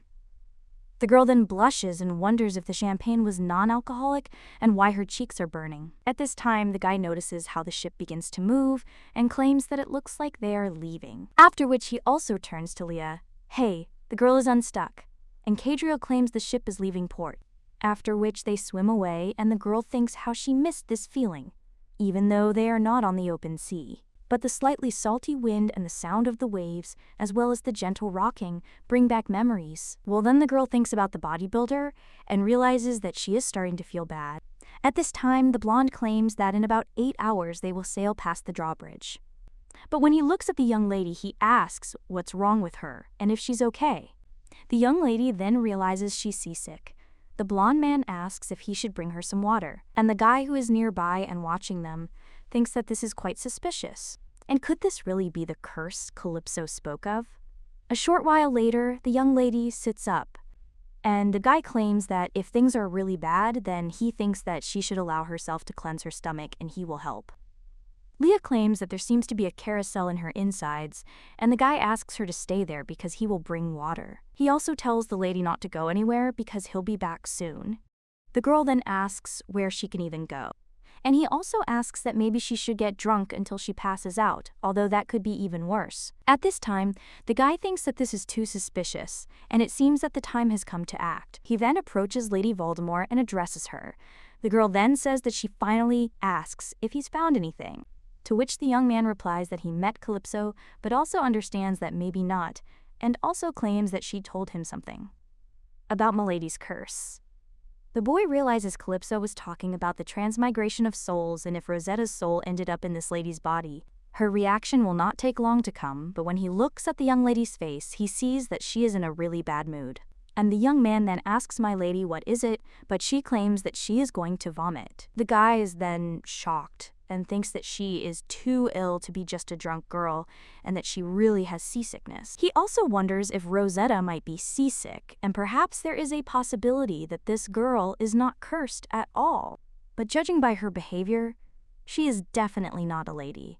After which the guy sees the girl and even lies down on the bench. After which he asks Milady to pull herself together and realizes that it seems worth asking again. The girl then asks her to forgive her and asks what other Cinnamon he met. The guy then replies that it's not Cinnamon but Calypso, and she's definitely not up to important conversations today. So the guy asks if maybe the lady can spare some time for him next time. And he also asks if she wants to stand up and let the light breeze wash over her because he thinks it will help clear her head. And this is certainly better than just sitting, after which the young lady gets up. And a little while later, they're already standing near the edge of the ship. Then the ship suddenly shudders, and the girl starts to fall, after which the guy screams at the lady and tells her to hold his hand. But then the girl's hand slips from his, and the young lady falls into the sea. At that moment, Cadriel immediately runs to her and cries out Rose's name. The girl is in the water at this time and understands that the current is too strong, and if she makes one wrong move, she will crash into the ship. Therefore, the young lady understands that she needs to swim away from him, but she still understands that the dress is heavy, and she needs to at least get rid of the corset. However, when the girl tries to do this, she suddenly exhales. She realizes she's short of air and loses consciousness. At that moment, the blonde man jumps into the water, after which he swims up to the young lady and grabs her, after which he passes the air to her. Kissing a girl. Owen remembers holding the girl's hand, and he thought that it really was Rosetta, that she would be able to easily get out. But when the girl's hand slipped from his, the guy thought that if it wasn't her, then he immediately jumped up and turned to her and in his thoughts asked her to swim out. Well, at that very moment, a lord ran past him and immediately jumped out of the ship into the water. All the aristocrats were surprised to see this. The boy looked at the lord's clothes and muttered to himself, "What have you done?" A little while later, the lord is already on board with the young lady and is very worried about the girl. He cuts the cloth that is wrapped around her stomach and tells the young lady to just breathe. After which he performs CPR on her and asks her to wake up. The guy presses his hands on her chest. He then lifts her head and forces air into her lungs. Owen watches in shock. The blonde, meanwhile, desperately begs the girl to breathe and insists that he cannot lose her again. After this, the main character only coughs, and the guy asks if R.O. can hear him. After this, the girl only coughs and tries to catch her breath, and the young man asks R.O. what he should do. At this time, another guy approaches them and claims that he thinks the lady is still having trouble breathing. But before he can finish, the guy pumps air into her lungs again. Then he tells her to breathe more slowly and carefully. He also says that it's excellent, and the young lady is a good girl. The girl then just looks at the guy and then completely switches off. A little while later, she comes to her senses and, without opening her eyes, asks God, "Let all this turn out to be a dream," and she will start donating to charity. She will also go to church and give alms. During this time, she also hears someone laughing, and when she looks away, she realizes it's the blonde guy. The girl then wonders if it's really him again, and the guy asks how she feels. Then he puts his hand to her forehead and asks if the fever has gone down. He also approaches Leah, and she says that, thank God, she feels better. The girl then just moves away, and he asks if he's sitting too close. But when the young lady looks at what she's wearing, she realizes it's definitely not hers. After which, the girl screams in shock, asking where her clothes and jewelry are.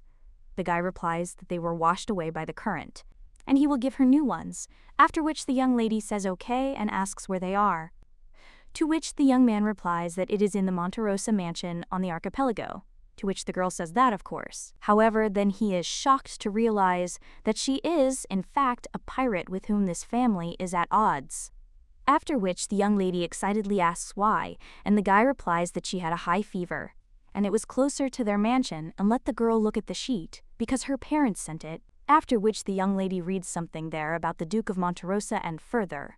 But when she reads to the end, she screams in shock, asking what this is and what kind of nonsense her parents wrote, because she immediately... However, before the girl could finish, the Lord took her by the hand and affirmed that it was as stated in the letter. He proposes marriage. The main character then asks why she would do that, but the guy claims that this is not just a letter, but an official statement from her father, and in short, they already have a blessing. And he tore her dress and kissed her more than once, and all this in the presence of a dozen witnesses. The main character then says that yes, and even if she were in their place, she would have thought that they were just in love. The young man then wants to say something about the main character, and then asks what else. After which the guy replies that nothing, and tells Leah that he understands that she is not interested in marriage. But the rumors cannot be stopped, and let her imagine what society will think of them, because even an engagement will not be enough to save her reputation. So the guy suggests using it, and they'll have a contract rather than a marriage. He also agrees to any terms. The main character then asks if he agrees to everything, to which the guy replies that he absolutely does. And they can go east immediately after the wedding or stay on the archipelago, because if she wants it, he can arrange it. And if such is her will, then they can neglect some marital duties. They can also draw up a contract if she doesn't trust him, after which the young lady simply tells him to stop.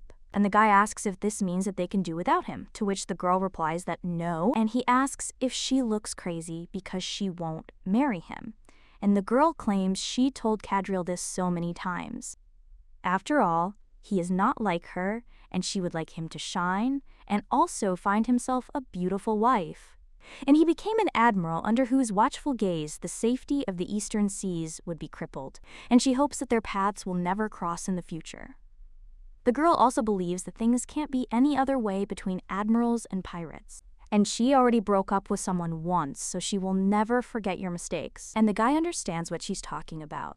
A little while later, the maid speaks. That Lady Monterosa has finally returned? The protagonist then asks if Anna called her Monterosa, and if she's mocking her. But the maid replies that she will soon become a married lady, and will become one of the 7 lords, that's why she is so grown up. Anna also asked the lady to tell how it was, and then the girl says how dare she, and of course it was amazing. And the lady also says that she couldn't sleep a wink at night, so let her tell about the other maids, and this only makes them smile. The main character asks what the girl already knows and where from, but the maid tells the lady not to pretend. After all, they know everything, and the maid also hands over a list of the latest gossip. One of the headlines there is that without the slightest hesitation, Lord Cadriel rushed to the aid of a drowning girl, and powerful feelings crashed over them like a tsunami. The main character then asks what it says. The maid reads another headline, which says that Lady Leah woke up in the middle of the night and found the Lord lying next to her.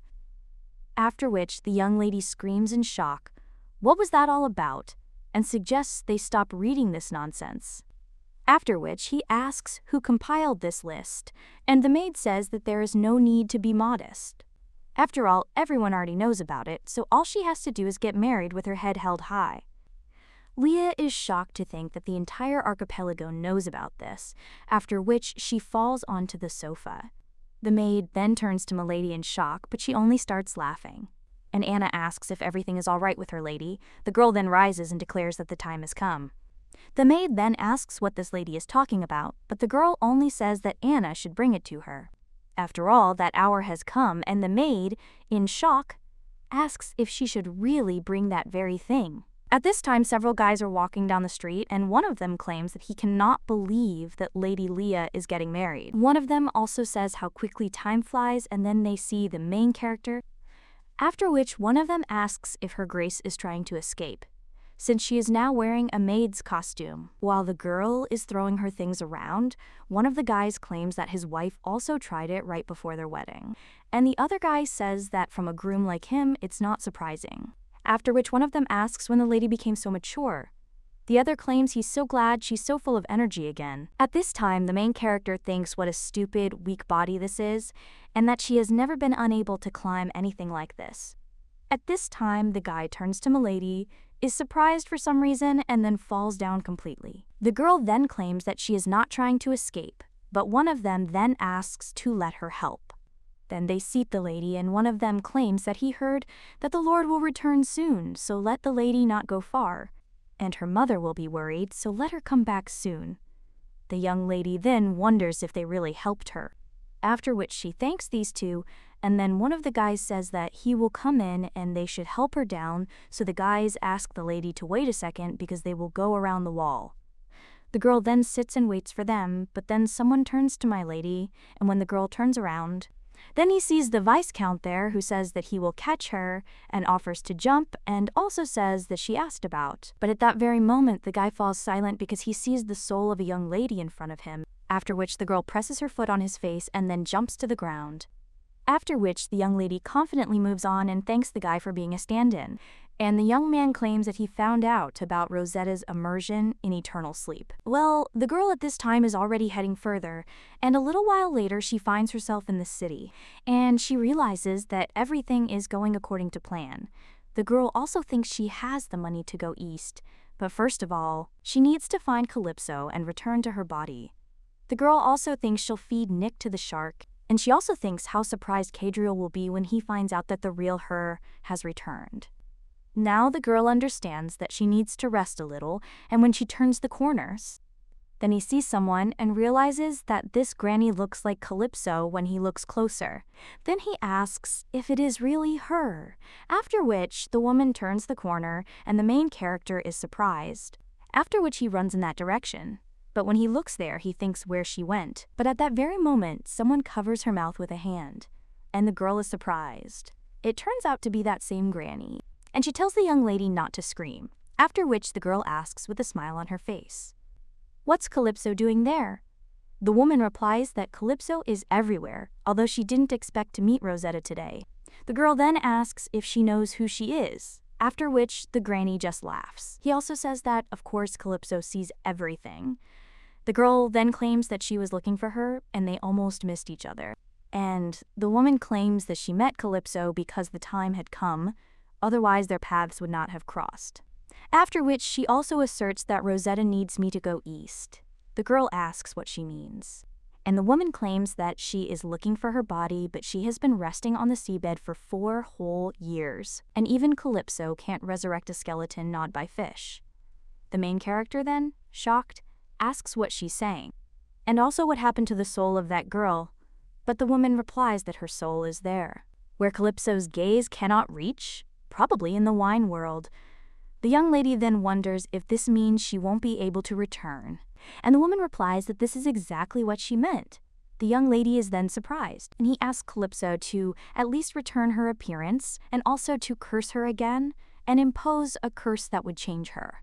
But the woman then turns to Rosetta and claims that the rule states that what teaches one curse to one soul, and it is the souls that move. The main character feels uneasy about this, and asks what will happen now, and whether she will really be a bird in a golden cage for the rest of her life. The woman then hands her the bottle and says that if the girl doesn't like it, then let her drink it.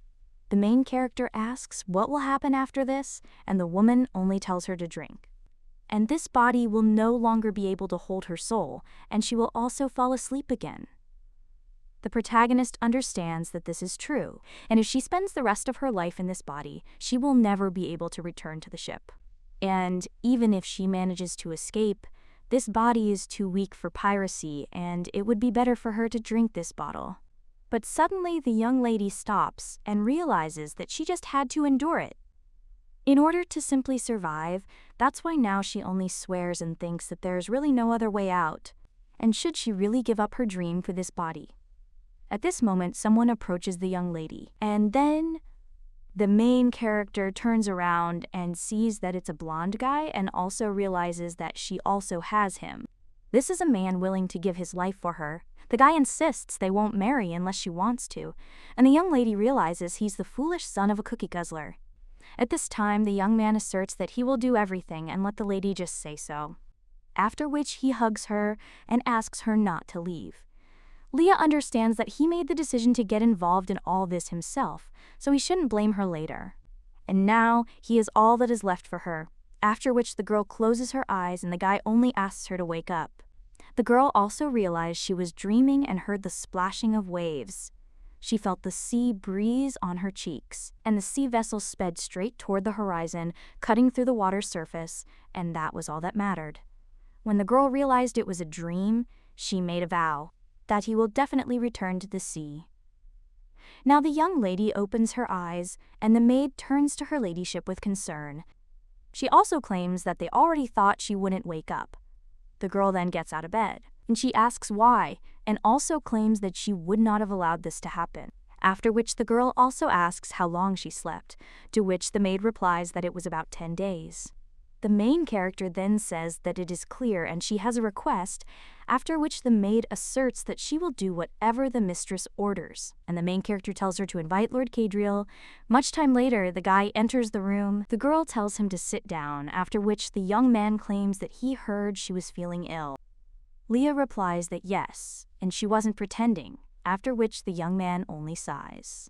And he also asks if she is really so disgusted by the idea of marrying him. Leah replies that that's not the issue, and the guy asks what it is then, to which the girl replies that she called him for another reason, after which he proposes to him that they marry and live together in joy and sorrow. The young man then approaches the young lady, and he claims there's no turning back, to which she replies that she understands, and the blonde man insists he'll never let go of her hand. He also asks if she can hear, to which she replies that she can, after which the guy leans towards her, and he says that he would like to at least once look into her head and understand what she is thinking about. Well, the girl asks what this fool is talking about, because he is her everything, and in her thoughts she adds that he is not her only hope, and she will not have any obligations, and moreover, he does not want children, so he will not have to fulfill his marital duty. The guy came from the east, which means she's guaranteed salty sea air, after which the young lady says that if he doesn't believe her, he should look at the contract. The guy then asks if she drew up the contract, to which she replies that she did, and she followed his advice, so she asks him to read it. After that, the young man simply picks up a pen to sign it. The main character, in shock, asks if he has gone crazy, and if he was taught that he needs to read first and then sign. The young man replies that he agrees to any of her conditions and doesn't care. But Leah says what an idiot he is, and asks what if she wanted him to become her slave. To which the guy replies that then he would become one, and maybe this is his dream, because who knows? After this, the main character remains silent, and a little while later the maid is already preparing her for the wedding. When she finishes, the young lady looks at herself in the mirror and realizes that she is marrying Cadriel. And only now has it begun to sink in. The young lady also claims that her team would have been thrown overboard by such news, and they would have thrown such a feast in honor of Cadriel. She also thinks that one of them would definitely say that the guy had been hanging around her like a lovesick little dog and finally got her. The young lady also notices the guy behind her and sees that he has his hair done and is dressed nicely. The girl also approaches the guy and asks if he likes it, to which he replies that he does. After which the young man takes her hand, and the main character of the video, as she shakes, asks what is wrong and whether he is really nervous. And the guy replies that he is simply the happiest person in this world and he can't believe it. After which he asks if the lady is against the practice, since he does not want to be disgraced during the ceremony. After which they only smile. The young lady understands what her adoptive father, the pirate of all the seas, once said, that to love means to be ready to give up everything for the sake of a loved one. Well, she's not ready to do that for Cadriel, and she won't be able to forget about piracy or her revenge. And the girl wonders if this means she doesn't love him. Meanwhile, the blonde turns to Leah, and he extends his hand, and the girl realizes that her feelings for him are gone. The priest interrupts her thoughts and asserts, "What now when the betrothed have sworn allegiance to each other before the eyes of the Lord? They can seal their vows with a kiss here." The main character realizes she can't love this guy too much. After which they kiss. A little while later, the young lady is already greeting the guests. After which the blonde man turns to her and claims that the archbishop asks her to give him a minute. After which the young lady understands that the time has come, and the Lord tells the girl not to worry because he has already spoken to him. The young lady says what a relief it is, and the guy says that what's more important is whether she's okay, because the girl looks pale. He asks if she wants to rest, since he can ask the archbishop to come later. The young lady replies that that would be too much.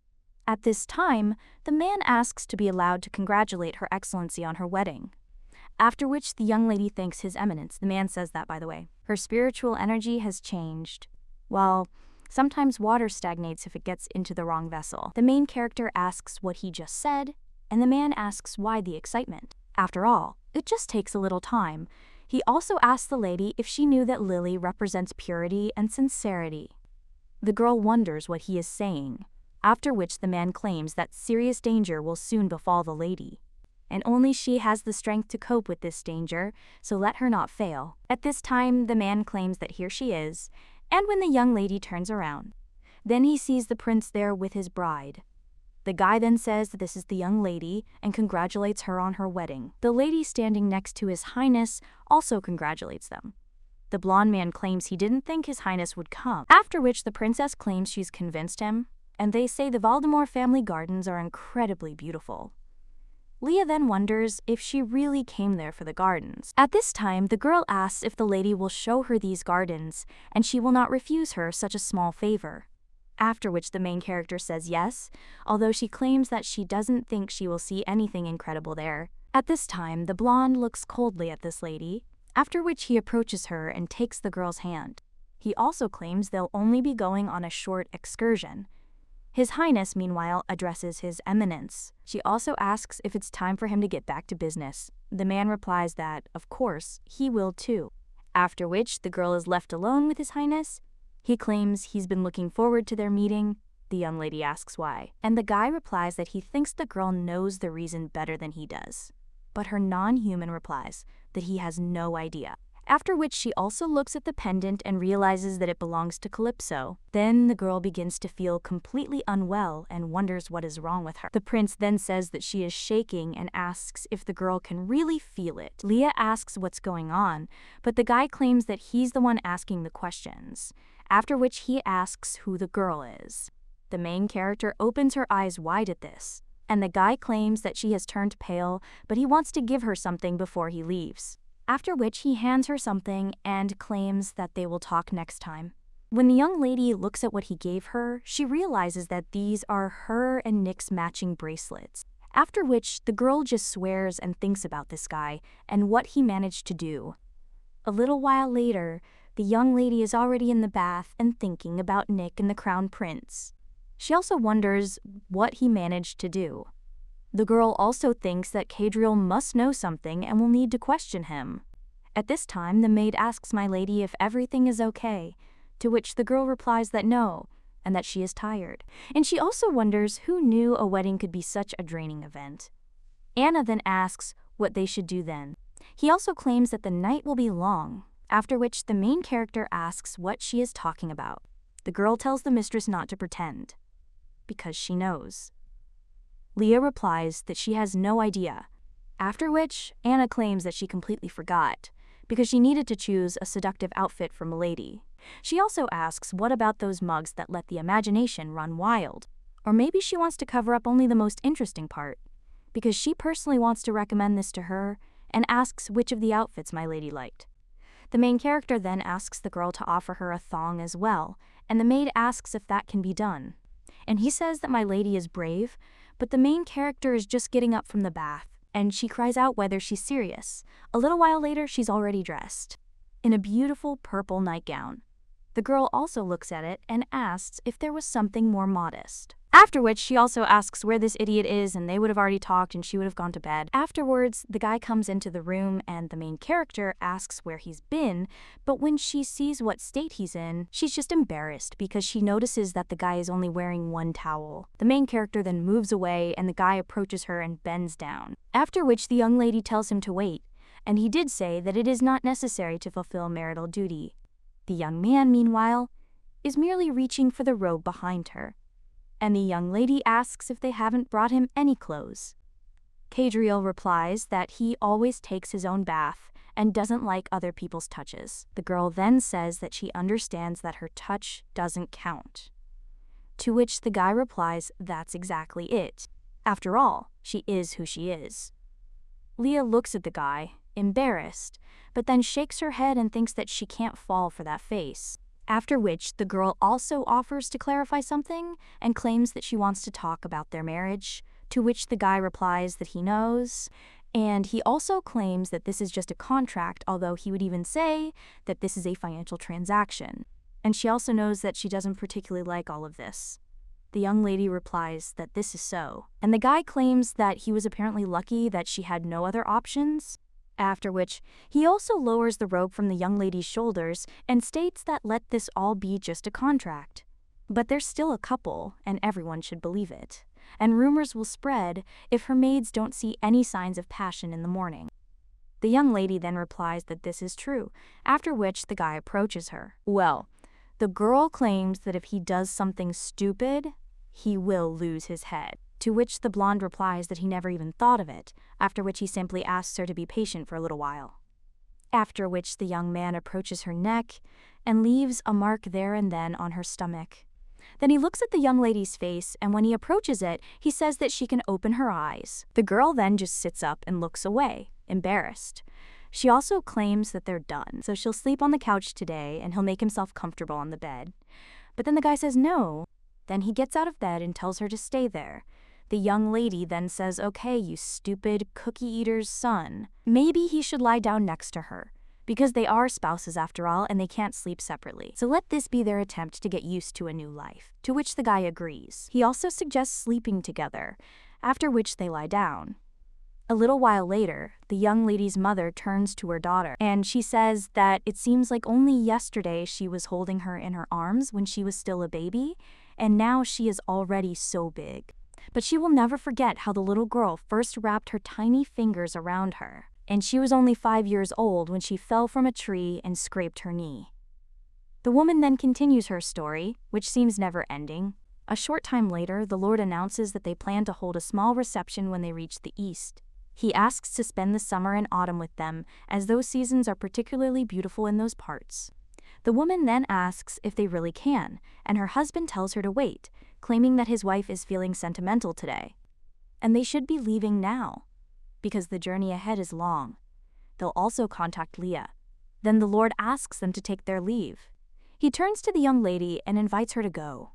The protagonist then agrees. And when she enters the carriage and sees her reflection in the glass, she understands that she was so eager to escape from this abnormal family. But now she's wondering why she's not happy, and it's probably because these two didn't even have the opportunity to see their real daughter off on her final journey.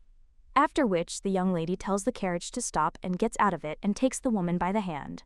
And he tells them to try to stay in good health as long as possible. Her parents almost cry because of this, and the main character understands that this is for Leah.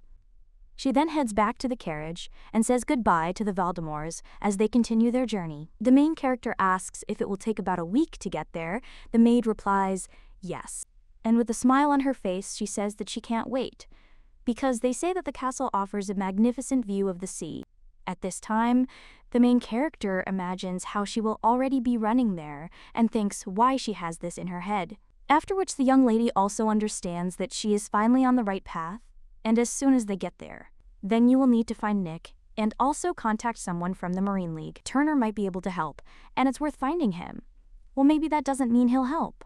And she has some feeling that he was offended because he didn't say a word and simply left after the wedding. Although, if you think about it, Cadriel might be more useful. But then the girl shakes her head and decides not to use it, and it's her business alone, so she can't drag this guy into it. But they will have to discuss the issue of her true identity, and she might have to force him to keep his mouth shut. The girl also asks where Cadriel is now, and the maid replies that a huge number of departments of state importance have fallen on his light right now, so he had to travel in a separate carriage with a personal secretary, and she asks if the lady has really missed him already. After which he asks her to wait a little longer, because they will see each other at the hotel, or the girl understands that the stop is definitely coming soon. But when they arrive at the hotel, the girl turns to him but sees that the guy is busy with business, and when it's time for bed, the guy closes the door and sits down next to it. But after that, the girl just falls asleep. The next day she wonders when they will be able to talk. After all, they haven't seen each other all morning. At this point, the maid, a little surprised, turns to my lady and asks her not to be upset, After all, she'd heard that it's hard to enjoy the process the first few times. The main character then asks what she's talking about. The maid merely places a small box in the mistress's hands and claims to have found something for her, just in case.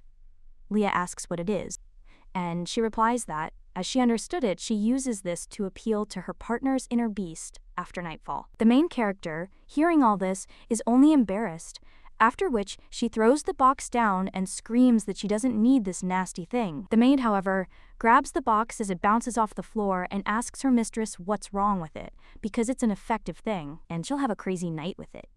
But the main character claims she told the maid to clean it up. At this moment, the Lord enters the room and asks Leah if something has happened. The girl then sheepishly replies that no, and the maid insists that they've decided, and that she'll be there tonight. However, the main character screams that it's over, and she shouldn't rub it in her face. After which, the guy suggests going for a walk, because he wants to take her somewhere. Leah asks if he really wants to do it right now, and the guy replies that yes, and they still have time before dinner. Leah asks why he did it so suddenly, and why he hasn't been found lately. Well, the guy replies that he wants to show her something, and the weather is just wonderful, so they can walk along the beach. A little while later, the girl is already near the beach, and the Lord approaches her, and he says it's time. The girl then asks what it's time for, and the guy replies that he did say he wanted to take her somewhere. After which they go somewhere, and when they need to go down, the guy extends his hand and tells the young lady to be careful. The main character then agrees, but realizes that he doesn't say anything, and wonders if it will really be a boat trip. Well, when he approaches this place, he is surprised.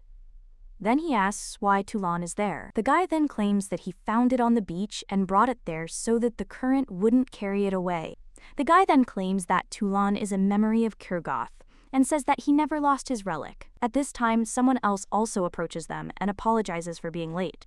The guy then says that it's okay, but the priest just breathes heavily and asks if they are ready. The guy then nods, and the priest then says that in front of their lord is Ponton. The young lady then interrupts him and asks what is going on, and the guy replies that it is their wedding, and they must also swear fidelity to each other and before her God. The young lady then cries out, "Has he really gone mad? And doesn't he know what this means? After all, such an oath cannot be broken, and he will not go to heaven." Well, the guy wonders why he needs a paradise in which there will be no young lady, and he is ready to go through hell for the opportunity to hold her hand. After which he also asks if the girl remembers what she told him then. A little while ago, the young lady asked if he was talking about the wedding dress and ceremony. The girl also asked what all this was for, and in her opinion, only a Pontic priest was needed, and a bottle of good rum. Then the two will stand before the ship on which they will spend the rest of their lives together. And they swear to go to the bottom on the same day and at the same hour, after which he asks what could be more beautiful. Now the young lady asks if he is ready to go that far, and the guy replies that he will go as far as she allows. At this time, the priest asks for permission to begin and tells them to extend their hands. After which he says that neither a rolling storm nor immersion into eternal sleep will destroy this union. And the young man says that until the seas dry up and until they turn into rocks of salt, after which he drinks rum. And he hands it to the young lady, after which he says that while Marianne dries up and until they turn into rocks of salt, they also drink rum. The young man then approaches his RO and looks very happy. He turns to Rosetta again, and she addresses him as the stupid son of a cookie eater, after which the guy hugs her and they kiss. The priest then claims that they sealed their vow with kisses, so he will go. At this time, the main character asks the guy when he understood, and he replies that it's difficult to say. And she has a unique accent that is very recognizable, and she also arches her eyebrows in a special way and covers her right eye when she smiles, tilts his head slightly when looking someone in the eye, and bites his lip when frowning. And from the moment she injured her right shoulder, she always relaxes her hand when she has to strain it. But what's more important is that from their first meeting, she smelled of the sea, and as for Toulon, that's all that remained. The girl then asks what about her body. The guy hugs her and apologizes. The young lady then says everything is fine and he's done more than enough. After which the young man says he'd like to show her something else. A little while later, they're already heading somewhere. Then a boy runs up to them and addresses his lordship. He also says how long it's been since he's been gone. And he asks why he didn't come in, to which the guy replies that he was very busy and asks if there were any incidents. To which the boy replies that no, the Lord claims that rumor must be circulating among the people because the business is flourishing. After which the young lady asks if these are really children, and the guy answers what exactly. After all, these were orphans whom she looked after, and the girl wanted to give them hope for a bright future. The main character then grabs the guy's hand and thanks him. A short time later, they return to the estate in Cadriel. He tells her to go first. The young lady then asks why he's not going, and the guy replies that he needs to take care of some business and kisses the young lady on the forehead. But when the guy is about to leave, the girl grabs his hand and tells him not to leave. And he stayed with her that night. A little while ago, in the castle of Monterosa in the east, Cadriel, who was 17 years old, was training with a sword. Then another man approached him and asked if the boy had been out in public again. The young man said it was Vigo. He was the admiral's subordinate, after which the boy asked how he knew. The man replied that he had known him for 6 years and could detect any changes in his behavior during training. For example, raised shoulders and pouting lips, after which the young man claims that this is not true. He also says that he despises his duties as a young lord, no matter what event he attends. Everyone is staring at him like he's a tasty morsel, and they act as if he is their personal property. They are jealous of him and slander each other and also boast, "Hey guy," he claims that they are like a pack of animals. The man then claims that this is in the spirit of the gentleman, and he claims that all he wants is to be an admiral like his father. And his mother doesn't even let him on the ship and says that it's too dangerous because she still considers him a child. The man then asks the guy if he wants to fulfill his dream and try today, after which he is surprised. And his interlocutor claims that today is his last day of service, so let him consider this a parting gift and a kind of attempt to lift his spirits. The young man then asked if he was serious, to which the man replied that of course he was, and that starting tomorrow he would no longer be part of the fleet, so he would not receive a reprimand. After which he told the guy to come to the Cichlid harbor at night, and he would also take him on board. A little while later, the girl was already beating the guards who were in the prison. She also asked how many of them were there. Rosetta was 25 years old at the time, so she claimed that if she hadn't obeyed Kurgoth's orders, she wouldn't have had this problem. A little while later, the girl asked who she needed to get out and from where. The man replied that, as he'd told her, she needed to get into Bealty prison and save the admiral's son. But the girl then screamed, "Has he really gone mad? And does he offer her to work for the admiral? But the other pirates will stop talking to her if they find out about this." The man claimed that this is why he called her and not Nick, after which he claimed that he was helping the admiral, their sworn enemy. This is a clear betrayal of the pirate brotherhood, but it would force the admiral to side with them and rather on Rosetta's side. The girl was a little surprised, but the man insisted that he considered her the best candidate to succeed him. But she is a woman, and in order to gain recognition, she will need support from others. Therefore, if she copes with this task, she will become the strongest captain of all. And the girl understood that this was their plan, and if everything went well, the admiral and his son would take her side. And she will be able to use them in the future, after which the young lady turned to the younger admiral, and she asked if he had kicked the bucket yet. But his father had said that she would not see any money if she did not bring him back alive. The young man then asked if she was talking about his father, and the girl thought about how she could use this child. And they also said that he was just a small landlubber. A little while later, they were already heading on, and when the girl turned around, she said that the guy was watching where he was going because it was very dark there. But at that same moment, she noticed someone around the corner and stood in front of the guy, after which she immediately grabbed this stranger. She also turned to the blonde man and asked if he was okay. The young man then replied that he was. And the main character said that seems like they have already woken up, so let the guy go ahead and they have the same path anyway. After which they moved on, and the girl claimed that they would meet with the fleet of Saraposa. And that's where her powers will end, because they themselves will deliver him to the admiral. The girl also told the guy to get into the boat and claimed that it was very deep there, and the current was fast, and it was the perfect trap, after which she said that the guy was more careful, and did not fall. Well, at that very moment, the young man splashed into the water, and the main character thought that maybe she should just let him drown. But then the girl jumped towards the guy and pulled him towards her, sharing air. The young man was embarrassed by this, and a little while later, they were already sailing together in a boat. The guy watched the young lady, and she only claimed that he owed her one since she had saved his life. Therefore, let the guy not forget about this when he becomes an admiral, to which the young man replied that he will not forget and will definitely repay his lady. The girl was only surprised by such words, after which she stroked his head and said that she was no one's lady but the captain. But the guy insisted that she was not his captain, after which he once again called her his lady. The girl then said that if he called her that again, he would. But the guy interrupted her and asked her to say her name. And if she doesn't want him to address her as his lady, then let him say his name. Then the guy once again wanted to address her as his lady, but the girl only claimed that her name was Rosetta, and she said, therefore, that he should stop calling her lady. The young man only repeated the name after that, and he thanked the girl for saving him. The main character insisted that he really should be grateful, and he asked if they would meet again, to which the girl asked if he had gone crazy, since a pirate and an admiral can only cross paths in one place, and it's on the chopping block, so he shouldn't even think about looking for her. Meanwhile, other knights swim up to the young lady, and the girl tells them to say their password, after which one of them claims that, like a red sun born in the sea, the waves in it disappear.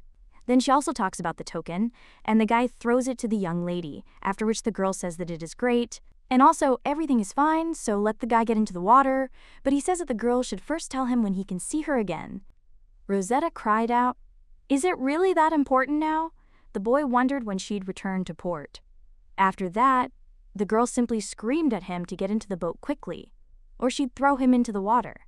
But the young man then asked her to at least tell him how to contact them, after which the girl started screaming for this cookie guzzler's son to get lost already. A little while later, the girl was sitting in a diner and one of the men asked another what he was doing there and whether he was the one who said he had found a job for today.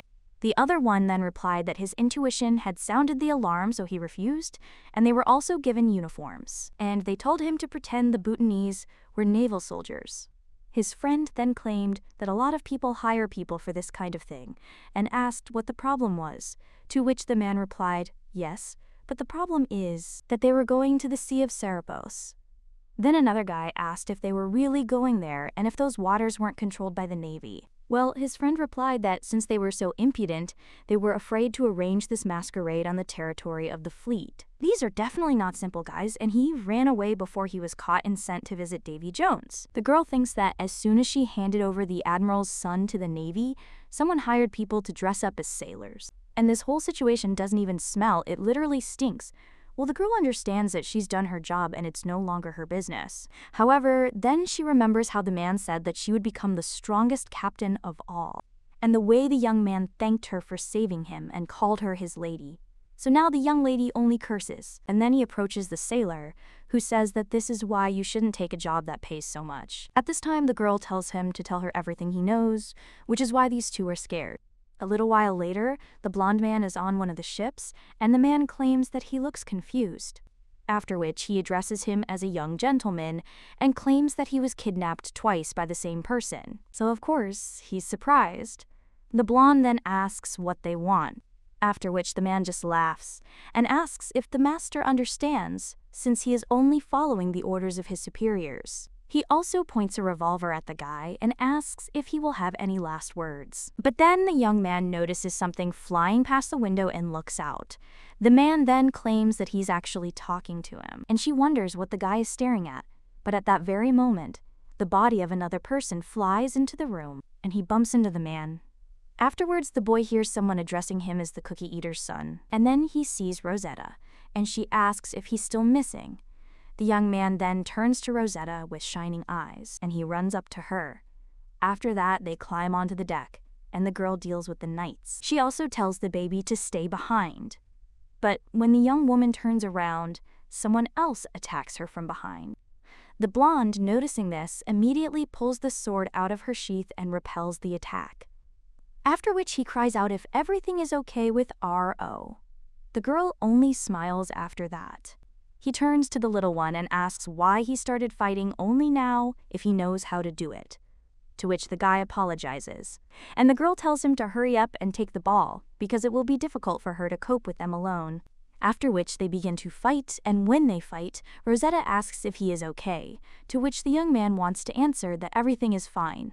But at that very moment the ship shakes and the boy falls, after which the girl turns to the baby, and she screams for him to get out of there, after which the guy sees a barrel falling on him. The young lady immediately covers it with her body, after which the barrel hits her on the hand, and the main character claims that she needs to be careful. The guy then turns to Aro and worries about her shoulder, but the girl claims that it doesn't matter now, after which he rises and states that if life is dear, then let him take the sword, there is no need to hesitate. At this time, the guy sees his father, after which he claims that they are saved. A little while later, the girl is already standing wrapped in bandages, and the young man is asking how her shoulder is. To which the young lady replies that there is no reason to worry, but at the same moment her shoulder begins to hurt. After which the guy claims that she needs to tell Rosetta something, then claims that she needs to tell him something. However, at that very moment, someone calls the girl and screams for her to go there because he will pull her out of there. Rosetta then asks if it is Nick, and also turns to the cookie eater's son. And she claims that it was fun, so let him not forget that she did it twice. The guy then wants to say something else, but the girl at this time just jumps into the sea and then swims up to Nick and hugs him. The blonde, meanwhile, merely watches this, then watches as they float away. A little while later, he asks what they are talking about, and his interlocutor claims that he has already spoken, that these two are close as brother and sister, and they were close as brother and sister. And they were also orphans who were taken in by the shelter. But nevertheless, it is surprising that of the two of them, Rosetta was to become the successor. Cadriel then turned to Owen and asked Togo to tell him where he could meet her. After which, the guy replied that he heard that a deal would be made in the harbor this evening. A little while later, he also claimed that he heard there would be a battle on the garbage heap, after which he spoke more about situations where Rosetta should have been involved. And when the guy didn't find her there again, he was so taken with her that he couldn't even meet her today. At that very moment, the young man heard someone cursing. He jumped up from his seat in shock and asked if it was Rosetta. The girl was a little surprised and asked what he was doing there. And then one of the pirates asked if he had finally met her, but he insisted that the kid should just give up and go home. The main character then claimed that he continued to stalk her and asked how he knew so much, but he only turned to Rose. After which, he grabbed her hands and claimed that he liked her and that he also missed her. The girl turned away from all this light, and the guy asked if Aro knew.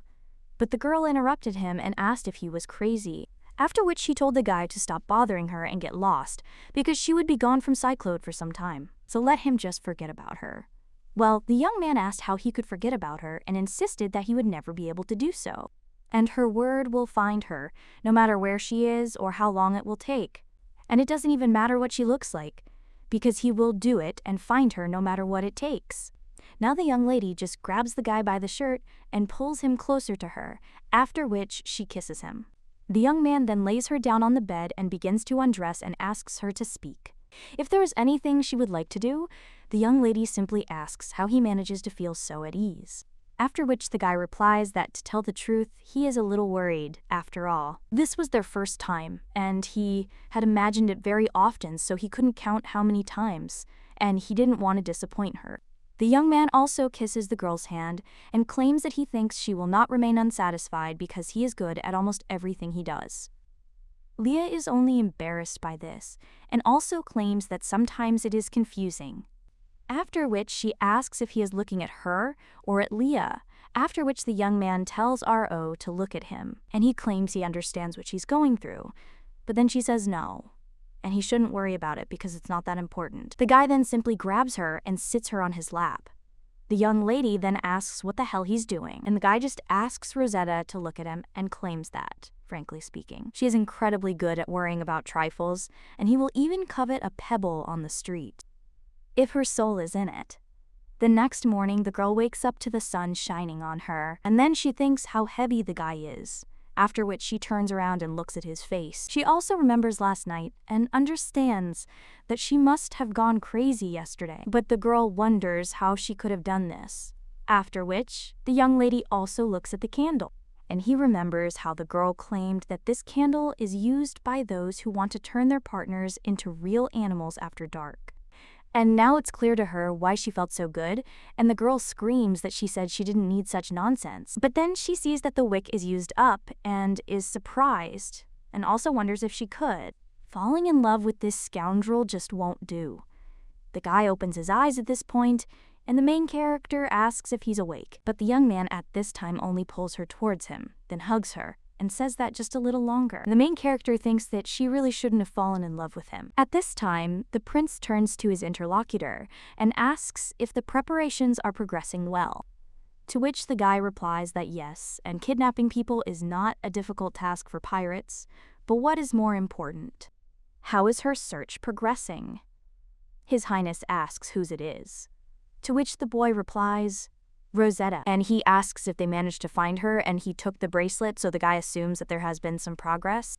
His Highness only smirks and claims that the one whose soul has changed bodies is unlikely to advertise this fact. After which the guy claims that he is trying to do this so that his interlocutor does not worry and just concentrate on fulfilling his part of the deal. After this, Nick only remains menacingly silent but insists that everything is fine, but she needs to find her, because Rosetta's the only one he needs.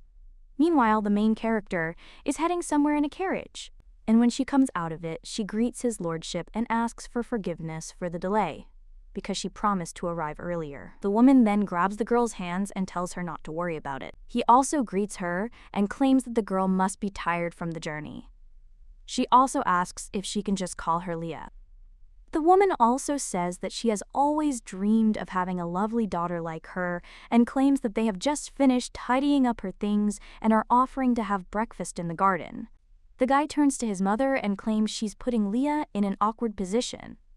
The woman then merely raises her hand and claims she'll show Leah the mansion herself.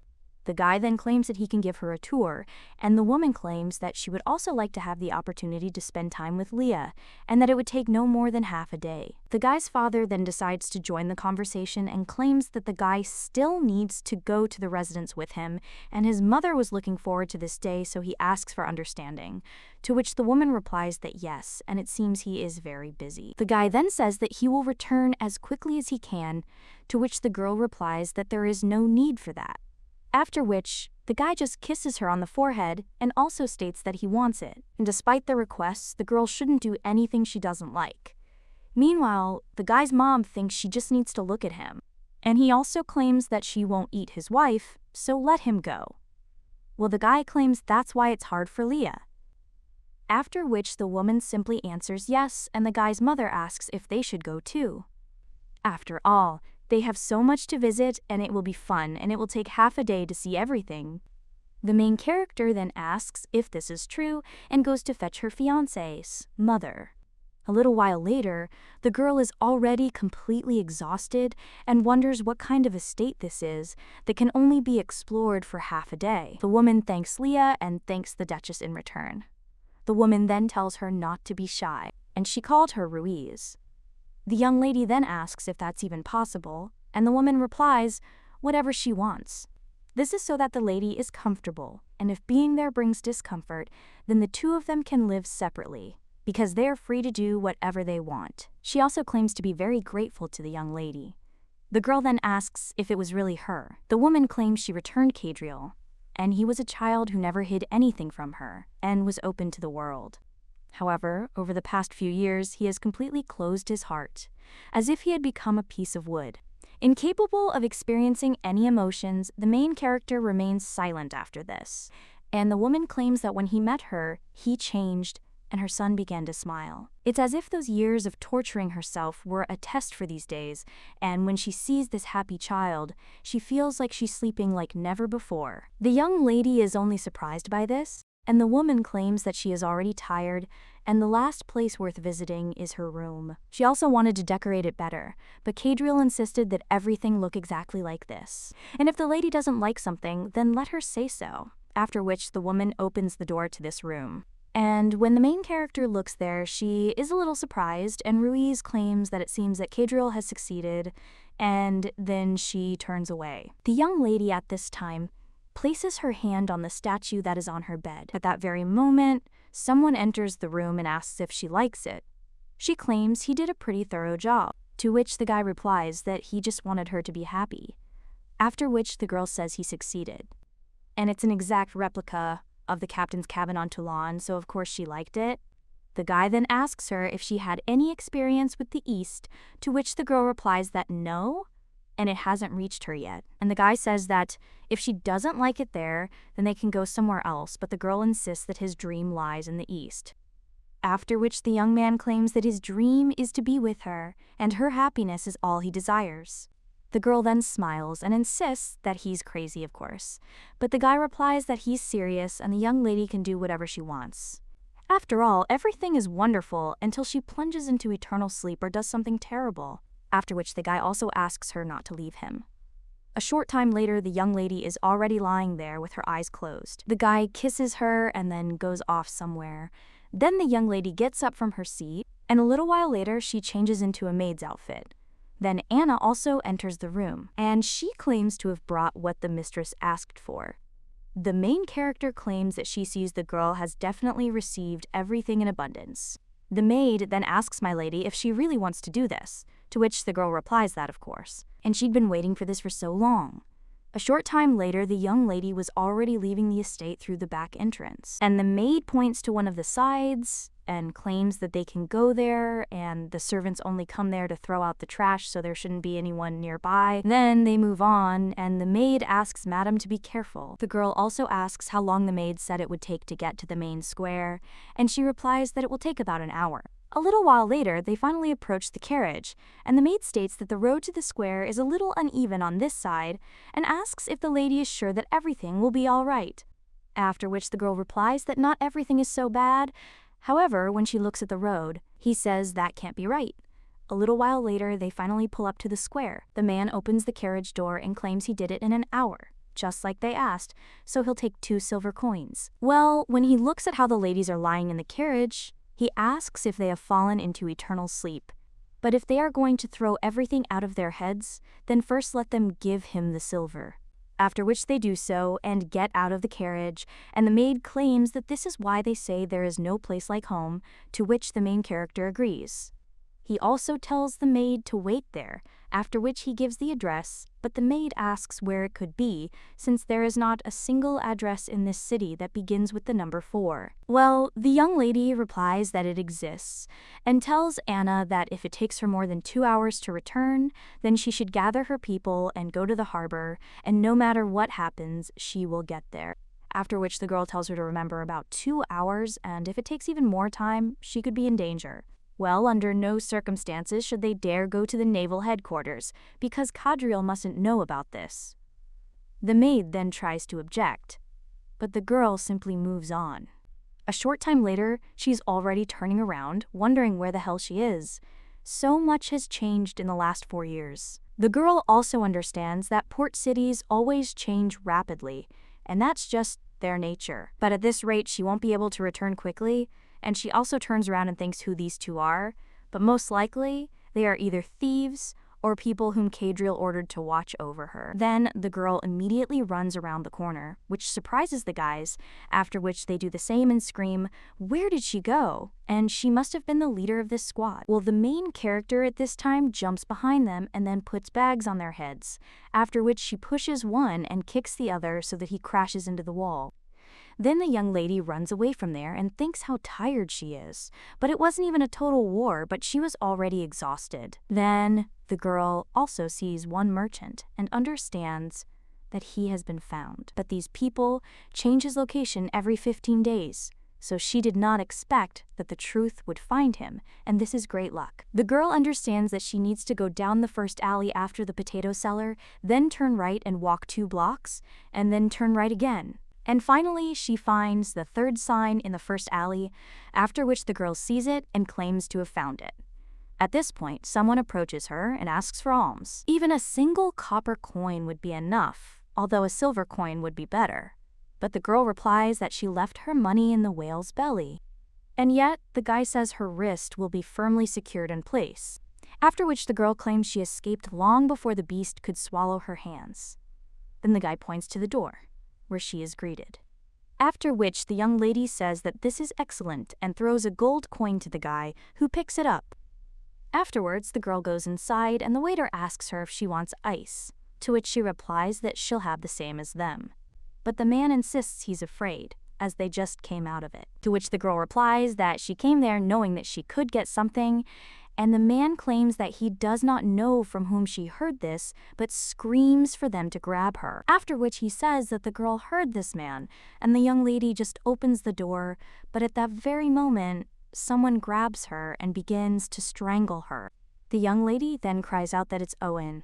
The boy is then surprised and cries out that it's Lady Leah, but then addresses her as her ladyship. He asks why she's there, but the young lady only says what a warm welcome it is, and claims she and Owen haven't seen each other in a while. The guy insists Cadriel would never tell her about this place, so the girl replies that the lady has her own ways of gathering information.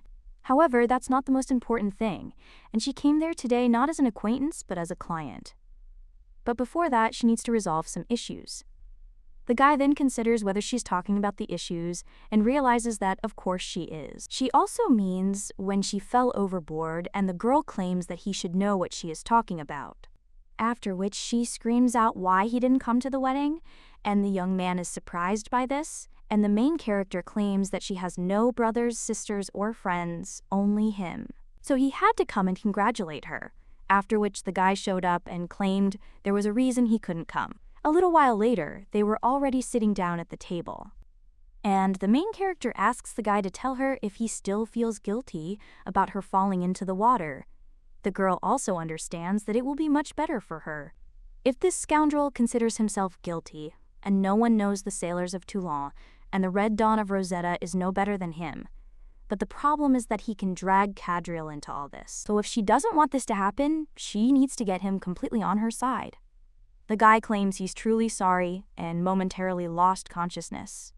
The young lady replies that it's true. She also claims that she really did almost fall into eternal sleep and asks if he remembers. After which she tells his lordship that everything is fine and he must have been caught off guard. It's also obvious that he was so depressed that he didn't show up for her wedding, so she went there to say that everything was fine and that she understood him. The girl thinks she needs to get this guy on her side. And then she clearly saw that he had a good opinion of her, so she just played her cards right. She could persuade him. At this time, the guy thanks his lady but asks if she really looked into such a dangerous place just to tell him this and that.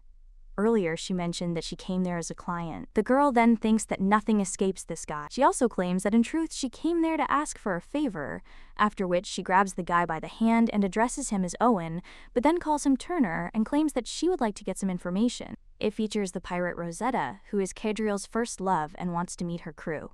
After this, the guy is only surprised and asks what she is talking about, and the girl claims that she wants to meet and see what they can tell about her, because she knows that her husband loves her, but it seems to her that he is constantly trapped in her shadow. After which she asks to do this for her peace of mind, which is why the guy only looks at her about the task, and the girl thinks that she feels sorry in front of Cadriel. Now the girl insists no one will know and asks for help just this once.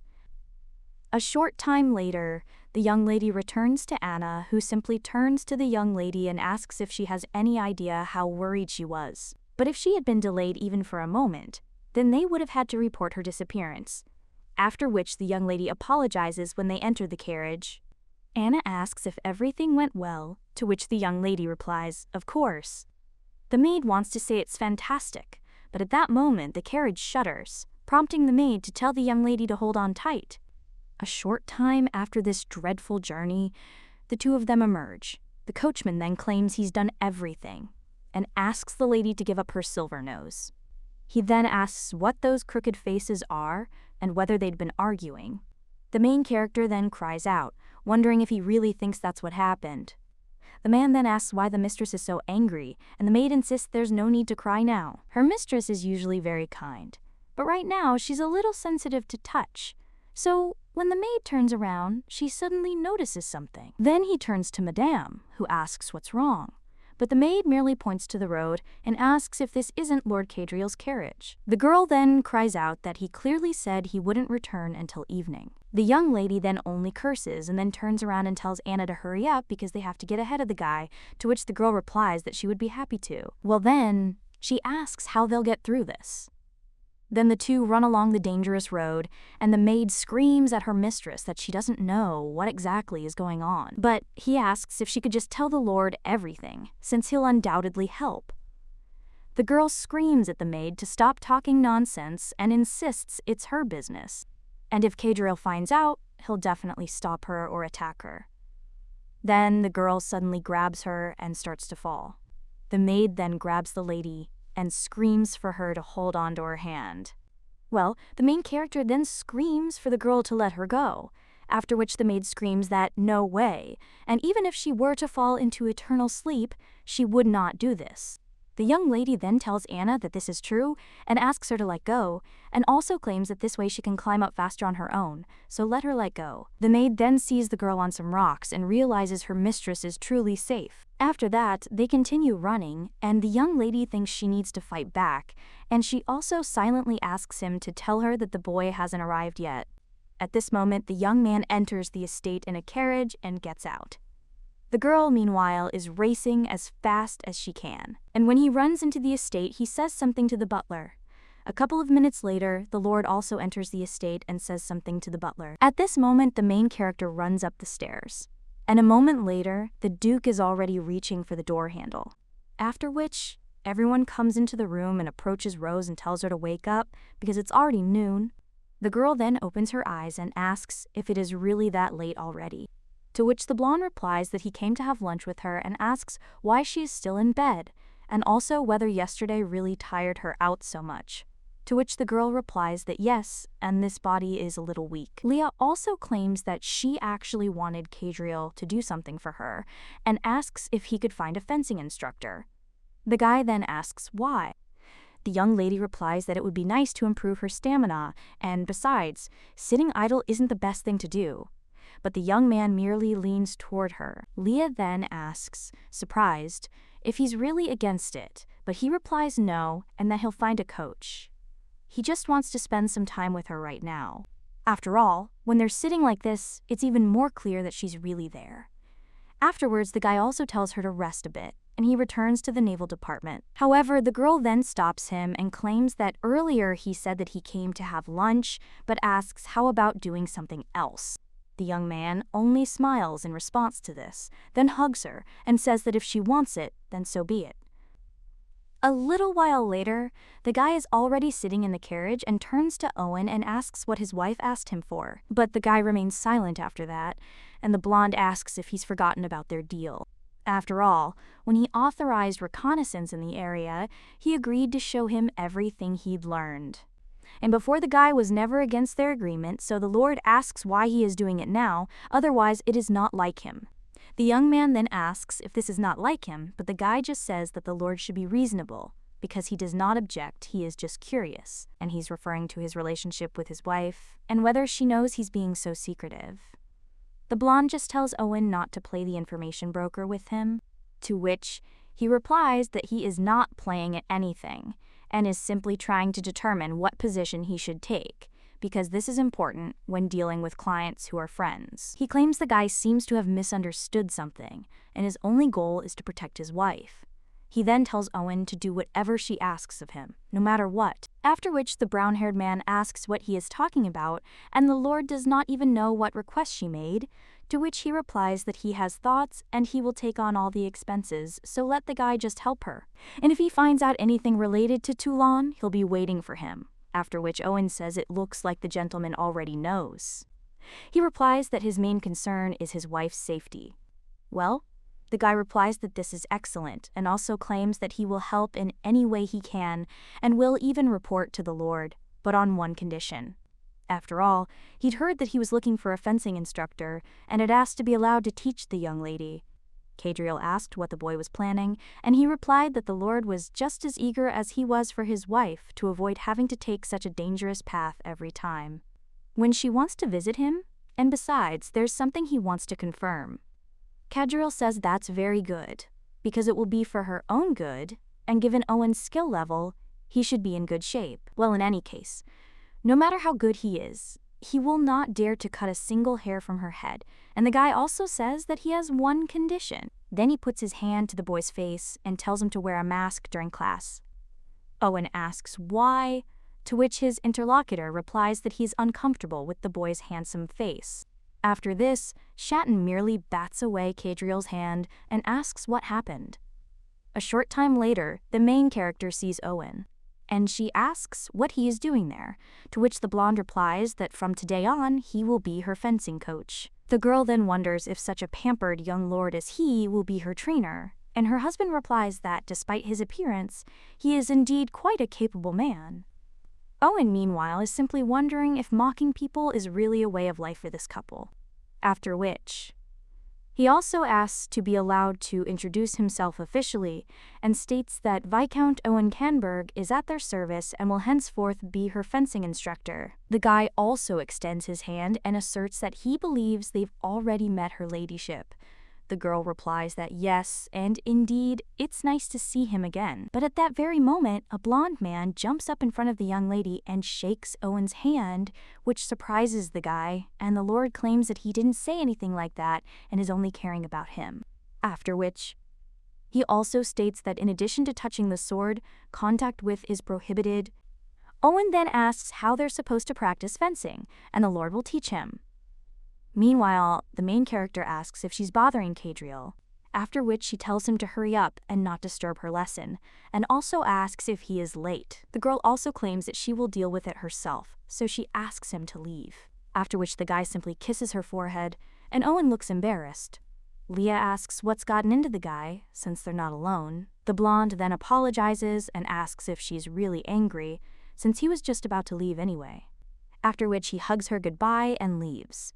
When he does so, the main character asks if Owen is now her fencing instructor, and this is quite a big coincidence, but the guy claims that this is destiny and he volunteered for this position, and it's also very dangerous for such a fragile lady like her to visit an area where business is being conducted. The girl then asks what exactly he told Kadriel, and the boy recalls how the lord asked him to keep his interference a secret from his wife. After all, he'd rather slumber forever than face her contempt. So now he's keeping quiet and insisting he's the kind of guy who'd do anything for money. After which, the young lady asks how things are going with fulfilling her request, to which the young man replies that he was just about to talk about it and hands the girl a piece of paper with the text. She also claims that all the Toulon crew members who can be contacted at the moment are listed there. She can also look through the list at her leisure, and as soon as he chooses someone suitable, they will meet with him next time, but the girl replies that no, and they'll leave right now. The guy then apologizes and asks what she's talking about, and the young lady replies that she's already chosen who she wants to meet, and they'll be on their way immediately. A little while later, they find themselves at the market, and the guy tells the lady that she didn't need to take such a risk because she could have stayed. But the girl replies that it is her decision and she must come herself, and besides, she cannot force him to go through only troubles alone. And this man is the youngest on the list, so wouldn't he be stunned by the thought of a noble lady so suddenly requesting a meeting? The young man claims her ladyship is being overly tactful. The young lady then asks if there's any more information about this man. The young man replies that his name is Melvin and that he was the youngest member of the Toulon crew. Rosetta took him in when he was little, and it seems they were very close. But in any case, the girl must proceed with caution, because no matter how young he is still a former pirate. The girl then asks if he really is an ex-pirate, to which Owen replies that this guy broke his leg and now sells various things thrown out by the aristocracy, and he is extremely cunning. Therefore, a moment of weakness could cost her her jewels. The protagonist says that she really should be careful. The girl also understands that this guy is more cunning than he was during the hunger strike and during his time working for Toulon. She managed to sniff out many profitable deals thanks to this rogue. He's sharp-tongued and, what's more, loyal. At the moment, there's no one else like him on her side, but someone as smart as him. He would never have come if the noblewoman had called him out of the blue, and he needed to create an opportunity to be alone, and for this, she would take advantage of his old habit. Then the girl suddenly trips over a carrot and falls on the young man. Owen immediately turns to Leah with concern, while the girl asks if the man is okay and is terribly sorry. At this time, the guy sees that this girl has big, innocent eyes, earrings with 10-carat diamonds, and the clothes of the noblest noblewoman, after which he realizes that this is the jackpot and falls to the floor and screams that his poor head hurts. The girl understands that this young man has been caught and says what a poor thing he is and also asks if it hurts a lot. To which the guy replies that probably a blow to the head is always accompanied by poor health. Owen, meanwhile, watches all of this in shock, and the young lady asks if the guy should go to the doctor, to which he replies that it is not necessary and that he will not be able to leave his business. He also has a sick mother at home, and if he doesn't get things done today, how will he be able to pay for her treatment? Owen then tells the guy not to try to fool him, since he barely has a scratch on him. But the main character claims that if he talks about more, then you need to see a doctor, and this little child is struggling alone to earn an honest living.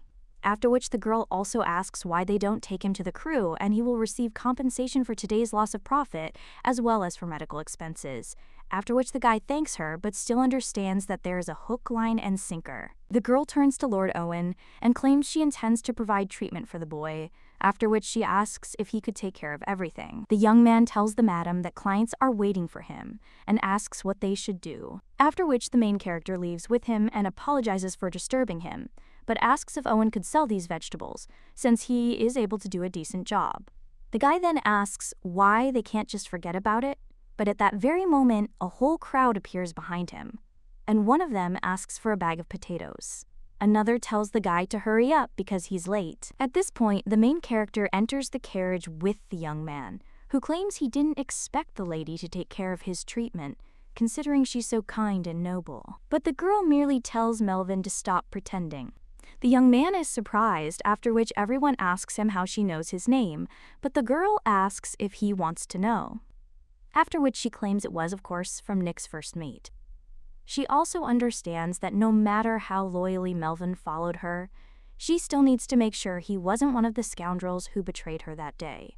After which the young lady says that they had hatched several brilliant plans with him and are reuniting those who took part in the rebellion 4 years ago, and Nick also advised them to first contact him. After which the girl asks what he will say and whether he would like to join them. The girl also mentally asks for anyone but this guy to be the traitor. The young man, however, insists that the lady seems to have gotten something wrong. Then he menacingly claims that he had no part in that incident, and the young lady claims that the state of the country, because she was told that he was not on the ship that day, asking if he really helped put that crazy woman captain into eternal sleep. But the guy then says that no matter how high her position, the lady should not dare speak badly about her, because serving Captain Rosetta was the greatest honor in his life. The girl then claims the guy knocked her out cold, and he's a little surprised. After that, the young lady calls Mel a jerk and insists it was her. The young lady tosses him a bracelet, and the boy is surprised, insisting it's the captain's bracelet. Leah replies that it's true, and he's talking about the reddest dawn, and she also returned from the salty depths to take revenge on that cowardly idiot Nick, who stabbed her in the back. A short time later, the maid is already combing her mistress's hair, after which she asks who she brought, to which the girl replies that she wounded the boy by accident. Therefore, let Anna make sure the place is already prepared when he wakes up. However, the maid simply asks if her mistress is so naive, insisting that this child is deceiving her. Anna also asks if the lady even realizes how many boys are involved in similar activities, extorting money. But the main character claims that everything is not quite like that, and asks if this guy woke up. To which the maid replies that no, and also that he is such a good actor because he is still pretending. Leah replies that it wasn't acting and that he really did faint. After all, she told him a few ghost stories. A little while later, the guy was sitting with a young lady and asking if she really was Captain Rosetta, and he also asked how he could possibly trust her. The girl then claimed that Mel once asked her why, even though seawater is everywhere. The salt obtained from it is more expensive than from cold springs. The young man then asked how she knew, and the girl claimed that the guy opened his heart to Tessa, who was 6 years older, and there was a scar on the left side of his back. He got hit in the chin when a mended sail fell, and he is also known as an orphan pirate. But he remembers the faces of his parents and also told her that they both loved him very much before they fell ill and fell into eternal sleep. After which, the girl also said that Mel had grown into a wonderful man and that his parents would be proud of him. The young man, unable to hold back his tears, asked if it was really the captain, to which the girl replied, "Of course." The young man immediately fell at her knees, claiming he couldn't believe it. The main character then said yes, and she was glad to see him. Leah also thinks that this guy is still timid, after which she tells the maid not to be strict with him because after all, he was once a pirate, and let her help this guy get used to life there in the castle. After this, Anna only apologizes and claims that she is confessing because she has several zodiac signs. She also cries out that the lady did not always lend a helping hand to people, and she had to get used to the castle on her own. But that was also difficult. Leah asks when she ever did that, and the maid says she's annoyed. But then they see Kadriel. The main character approaches him and claims he came so early, even though she thought he said he'd be back later. The guy claims he came for clothes and will leave again soon. Leah asks about the situation at sea, to which he replies that it is in some ways bad, and that privateers from small kingdoms have been rampant lately. These are pirates officially recognized by the state, who are mainly used to attack the ships of other countries. Hey, the guy claims that a war might break out soon. The young lady then claims that if he is talking about this, then the date of his departure has already been set, to which the young man replies that yes, and this is so, and also they are leaving in 4 days at dawn, and also he will not be able to return earlier than in 20 days. The main character then simply hugs him and says, "Just think about it. The war came so suddenly." Kadriel argues that since the crown prince is getting married soon, it's worth strengthening the empire both internally and externally. Leah says that if the guy gets even one scratch, she'll put that horrible prince into eternal sleep. Well, the blonde tells her not to worry, because nothing will happen to him. The young lady then sits down on the bed and asks if there's anything she can do. The guy simply asks if she can, if he tells her, to which the young lady replies that she can, and she's Rosetta after all. Therefore, she knows more about the sea than anyone else. Kadriel then says that in that case, could she postpone her revenge for a while? The young lady is simply surprised, but the boy insists he saw Mal on the way there, and that she is Toulon's child.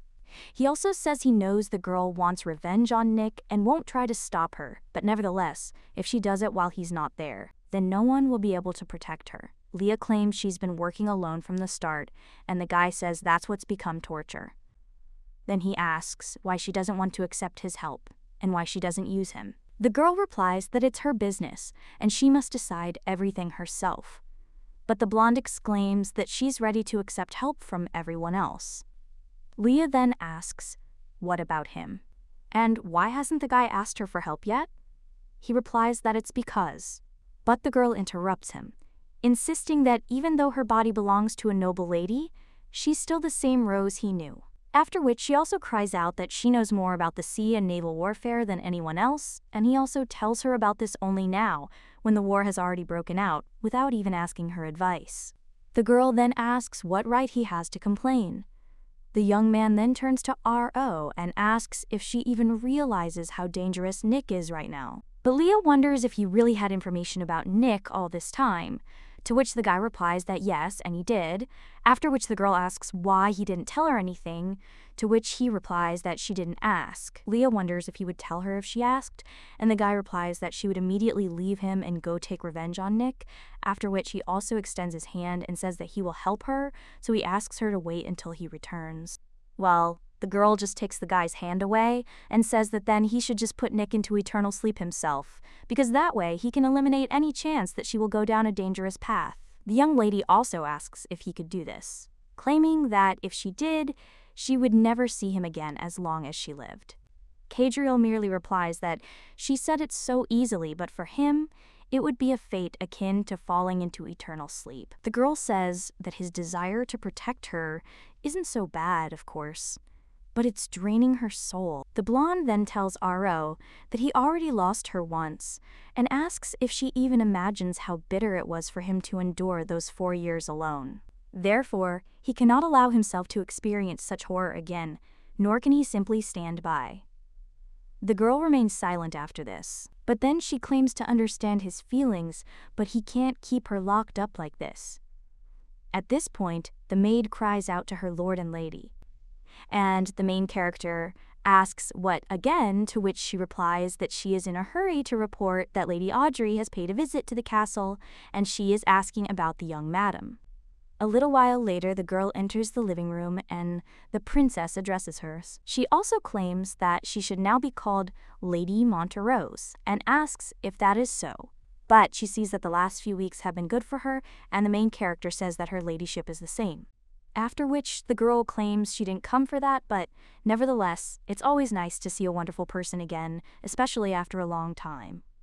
The main character then realizes that this girl is talking about someone else's husband. The blonde man asks what brought her there without the crown prince, to which the girl replies that she heard that the imperial family's summer hunting grounds are nearby, and sweet Diego suggested they go there when he heard she was feeling down, so she decided to stop by on the way.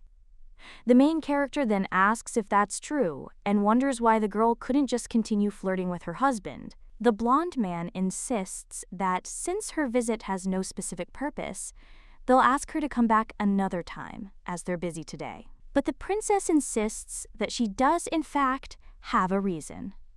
And Diego asked me to deliver a message.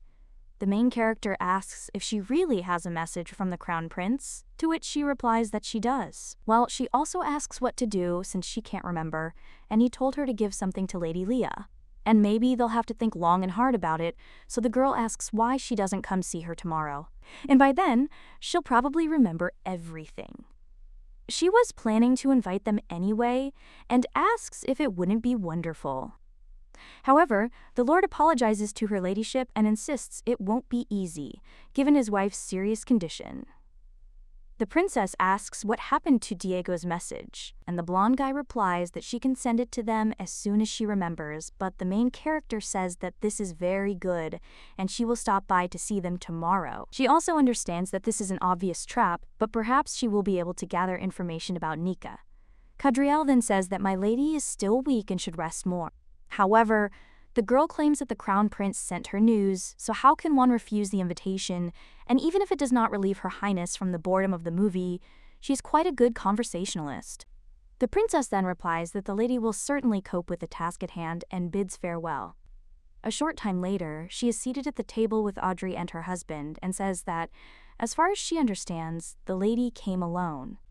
But she didn't expect to see his highness there. The guy then claims that his Audrey is afraid to be alone, so he rushed there immediately, and the main character says she understands. He also asks if his highness wanted to tell her anything, after which the guy says there's no need to rush, and they can discuss everything over a cup of this delicious tea. The girl then wonders when they became so close that they could drink tea together, but then she thinks she'll drink it on the go and then get out. Then the girl suddenly notices that the tea smells strange, but if you think about it, the princess has already repeated the same movement several times, and these two are drinking something completely different. And if Audrey were an ordinary, noble girl, such thoughts wouldn't have crossed her mind, but there's definitely witchcraft involved. Even the crown prince has arrived. She's been too careless, and she needs to find out what they're up to. So the young lady decides to pretend to be drunk and comments on how hot the tea is. The prince asks if Lady Leah is all right, and she replies that she suddenly feels dizzy. Audrey then asks if my lady is all right. Afterwards, the maid brings her another mug, and the princess tells her to drink it, as it should clear her head. However, the main character pretends she can't even hold the mug, after which it falls and breaks. This tea also spills on the princess's dress, and she asks what it is, and the guy picks up the handkerchief and claims that, in any case, it seems to him that this girl has fallen under the influence of a spell. Afterwards, she wipes the princess's dress and addresses her as Mom. The main character is shocked but doesn't show it. The purple-haired lady says that the girl only took a sip before spilling everything else. Then she takes out a needle and holds it to the girl's eye, but she doesn't react. The princess then says that yes, this girl has definitely fallen under her spell, and the main character thinks it was unexpected and almost blinked. She also says that one sip is enough to form an addiction, and from now on, the girl will constantly look for her, so that in the future they will begin to meet more often. And a passing opportunity will definitely present itself if they remain vigilant. After which the guy agrees with his mother, says that on Nick's side, everything is also going well, so there's nothing to worry about. And the woman claims that then all that remains for them is to get rid of the annoying rat that crawled into their path. A short time later, the main character bursts into the Viscount's room, and he's a little surprised when he addresses her ladyship. After that, the girl simply begins to undress, which embarrasses the young man. Then the young lady hands him the cloth and screams so that he can find out what she is drinking from, but on her dress, as well as who uses this tea, and where it is produced, and everything connected with it, because she needs as much information as possible. The guy then turns to the girl and asks what the hell is going on, even though she's angry. Leah replies that it has something to do with those who decided to harm her, and that he shouldn't forget to study this mystical act.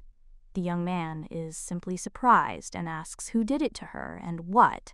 The girl replies that it has nothing to do with a living being and could rather be called a frog, not a living body.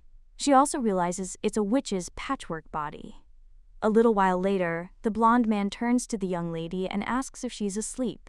He also says the girl must be very tired, since she hasn't even moved once. The main character is then a little surprised and claims she thought she fell asleep in bed. The guy replies that he was going to leave her there, but she was covered in dirt and still wearing another man's clothes. Leah also laughs and wants to say something, but the guy replies that there is no need to explain anything, and it is enough that she returned home safe and sound.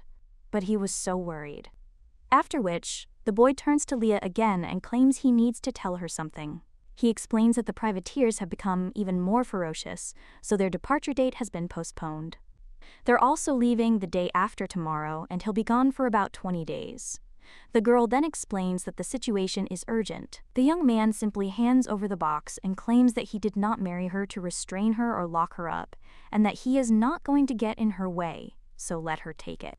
After which the guy opens the box and the girl sees a weapon there, and the blonde says that he hopes it will be useful during his absence and also regarding all these battles. He asks if he can get some advice. The main character then smiles and claims that in fact, she thought about it a little, and she too could use a little help from him, and the girl also asks if there is anyone among his people who is following her, after which she says that let that person continue. But let Kadriel also know that if this man comes within 2 meters of her, he will fall into eternal sleep. After this, the young man only reaches out to the girl, and she claims that it doesn't matter how well he behaves, but no means no, and the guy says that everything is fine, and he will also tell him, and thanks R.O. The girl then says she's going to find Nick and then deal with him at any cost, and as he said, it's dangerous, so if that's true, she won't allow him to interfere. The blonde man remains silent after this, and the young lady wishes him a fair wind, and she tells him to remember that if he gets even one scratch, she will put him into a gentle sleep, to which the guy replies that he understands and asks her not to get hurt either. A short time later, the girl is already practicing swordplay, and her teacher knocks the weapon out of her hands, claiming she's having trouble concentrating today and asking if she's worried about Kadriel. The young lady replies that she's not at all worried. However, the boy replies that it's written all over her face, and the young lady realizes she never thought she'd be so worried about Kadriel. Meanwhile, the teacher says that what's more important is whether she drank that liquid by accident. Leah replies that it was just a sip, and the guy, shocked, cries out, wondering if she'd really been drinking it. He then claims the liquid is a drug and hands her an antipharmacon. The young man also says that using this substance causes temporary mental lapses. In the past, witches also used it for their magic.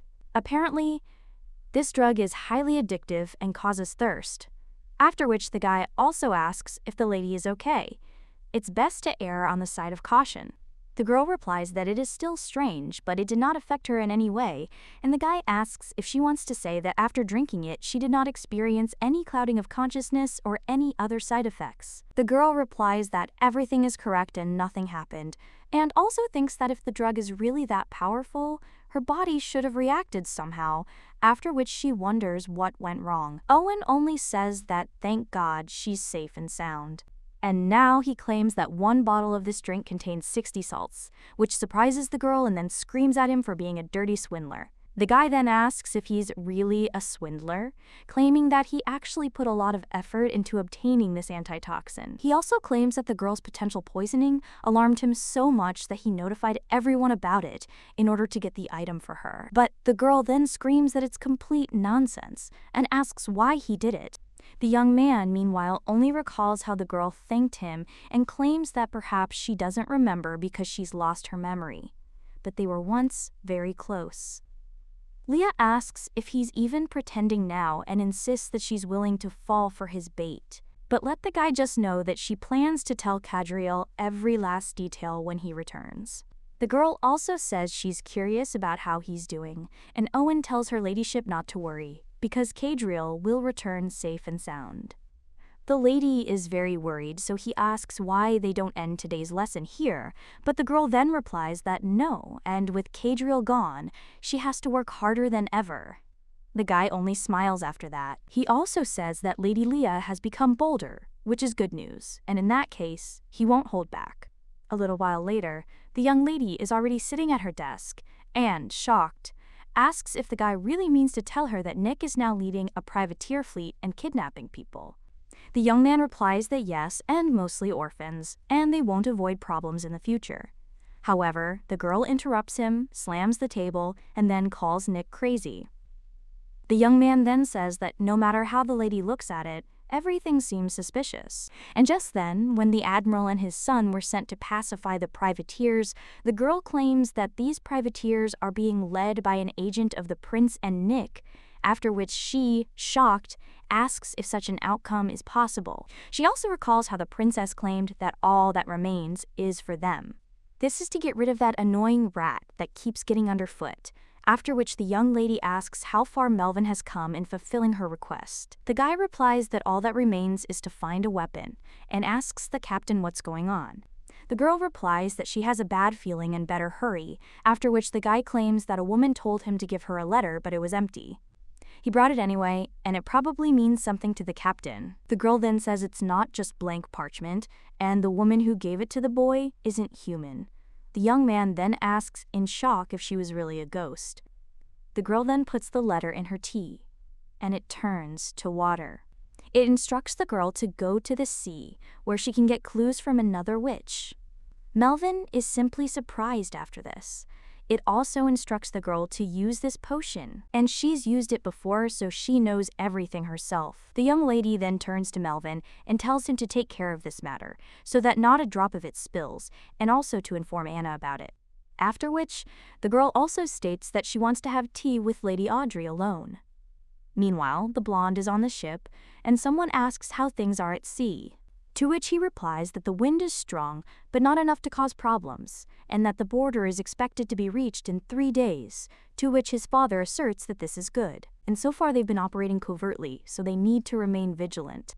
At this point, someone else turns to the admiral and tells him to just take a look all along their course. A suspicious vessel has been spotted, and he thinks they should see for themselves. A short time later, the main character is already sitting with the princess. The maid pours tea for the two, and the princess asks Her Highness to tell her what prompted her to approach her in the first place. The girl then replies that she really enjoyed the tea they had last time, and asks if she can enjoy it again. The purple-haired lady then asks if she's desperate, to which the young lady replies that she has, and ever since she drank it. She can't get the scent out of her head, and she feels a strong thirst, wanting to drink some more of this tea. The young lady realizes that by pretending to be addicted to this poison, she will fool the princess into thinking everything is going according to plan. This behavior will help avoid suspicion and lull Audrey into a false sense of security. The girl asks if they could talk alone for a minute, and the protagonist thinks that's a good thing, because now she absolutely needs a fizzy tea. after which she calls the maid back, and they are left alone, and the princess claims that she got this tea with such difficulty and no one else has it, well, if her light desires. The main character watches the girl, silently asking her to take at least a sip. The clock ticks, and the princess finally drinks the tea, declaring that she'd be happy to treat her to another one. As soon as the girl puts down the mug, she freezes in place, and the main character thinks she's been caught. Then the girl turns over the sand scales and asks the princess who she really is and why the prince calls her mom, to which she replies that he calls her that because she gave birth to him, and the main character asks what she is talking about, because his mother fell into eternal sleep immediately after giving birth, and she wonders how she ended up in her place. The woman replies that she entered this body as a result of her own immersion in eternal sleep, and that soul transmigration is a fairly common occurrence for witches. The protagonist then asks if she means to say she is a witch, to which the woman replies that it is true. Well, she also says she's tired of moving between bodies like this, which is why she needs the young lady's help. The protagonist then asks if she's talking about Leah's body, to which the girl replies, yes, because it will live forever. The main character is surprised by this, and the princess claims that she originally planned to enter this vessel after the disappearance of the soul and the completion of the purification period, which lasts 100 days, but another one has already managed to settle inside. Rosetta then asks if it's safe to say she put Leah into eternal sleep. But the woman insists she only took her soul, and the protagonist looks at her watch and realizes it's high time, prompting her to wonder what's wrong with Cadriel. And also, was the order given to him by the prince to deal with the privateers really real? After which the princess only smiles and claims that of course it was a trap and she wants to take the girl's body. But this annoying rat continues to interfere. The young lady then curses and looks at her watch again, realizing that her time is running out. She also needs to find out how to save Cadriel, but it's also her only chance to learn anything about Nick. Afterward, the girl reflects on all this, but she still cries out for the girl to tell her how to save Cadriel, to which the princess replies that it's impossible, since his ship must have already been shattered. Meanwhile, the last grains of sand drip from the watch, and numerous shells are flying toward the Lord's ship. The boy then shouts for the wounded to be taken out to the lifeboats. At this point, someone else calls to the sir and says he must hurry and get on board himself, as the ship is about to sink. But the blonde man replies that he'll take the last one, then yells for the boy to hurry and take care of his father and the wounded. However, at that very moment, another shell flies towards him.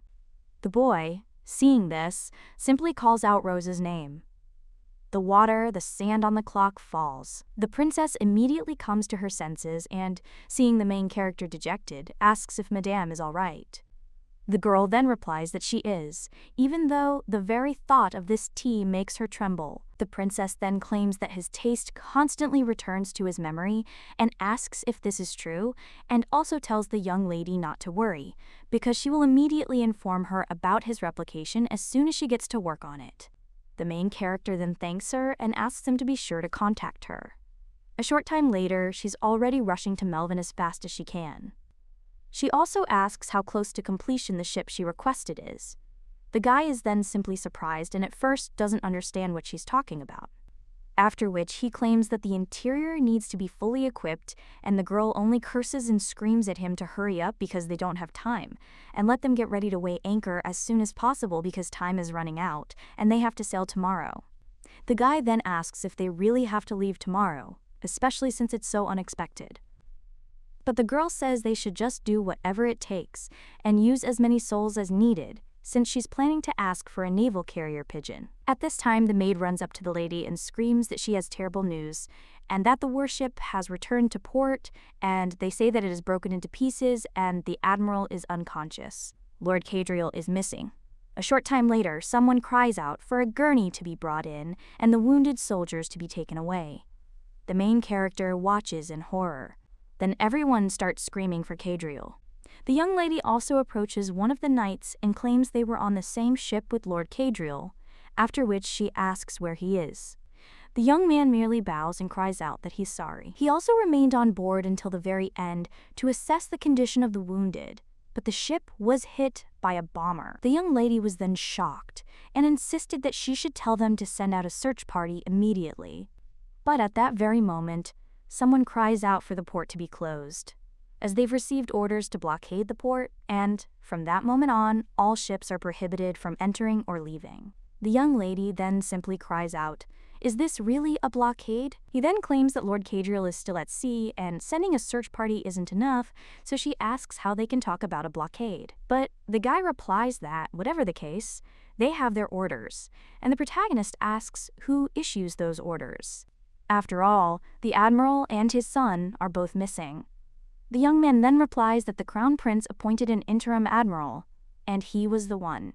However, the young lady then only cries out, wondering how it could be that the interim admiral had already been appointed and that news of the disappearance only arrived today. The guy replies that since this mission was so dangerous, His Highness wanted to prepare in case everything went wrong, but the young lady screams that this is complete nonsense and that they should immediately send out a search party. The knight then says that the acting admiral believes this is currently difficult and that a severe storm is expected in 2 days. Therefore, he asks the lady to return home, and if they receive any news about her husband, he will inform her. But after that, the girl simply heads off somewhere and curses the prince. The knight asks where the lady is headed, but the girl ignores him and simply walks forward.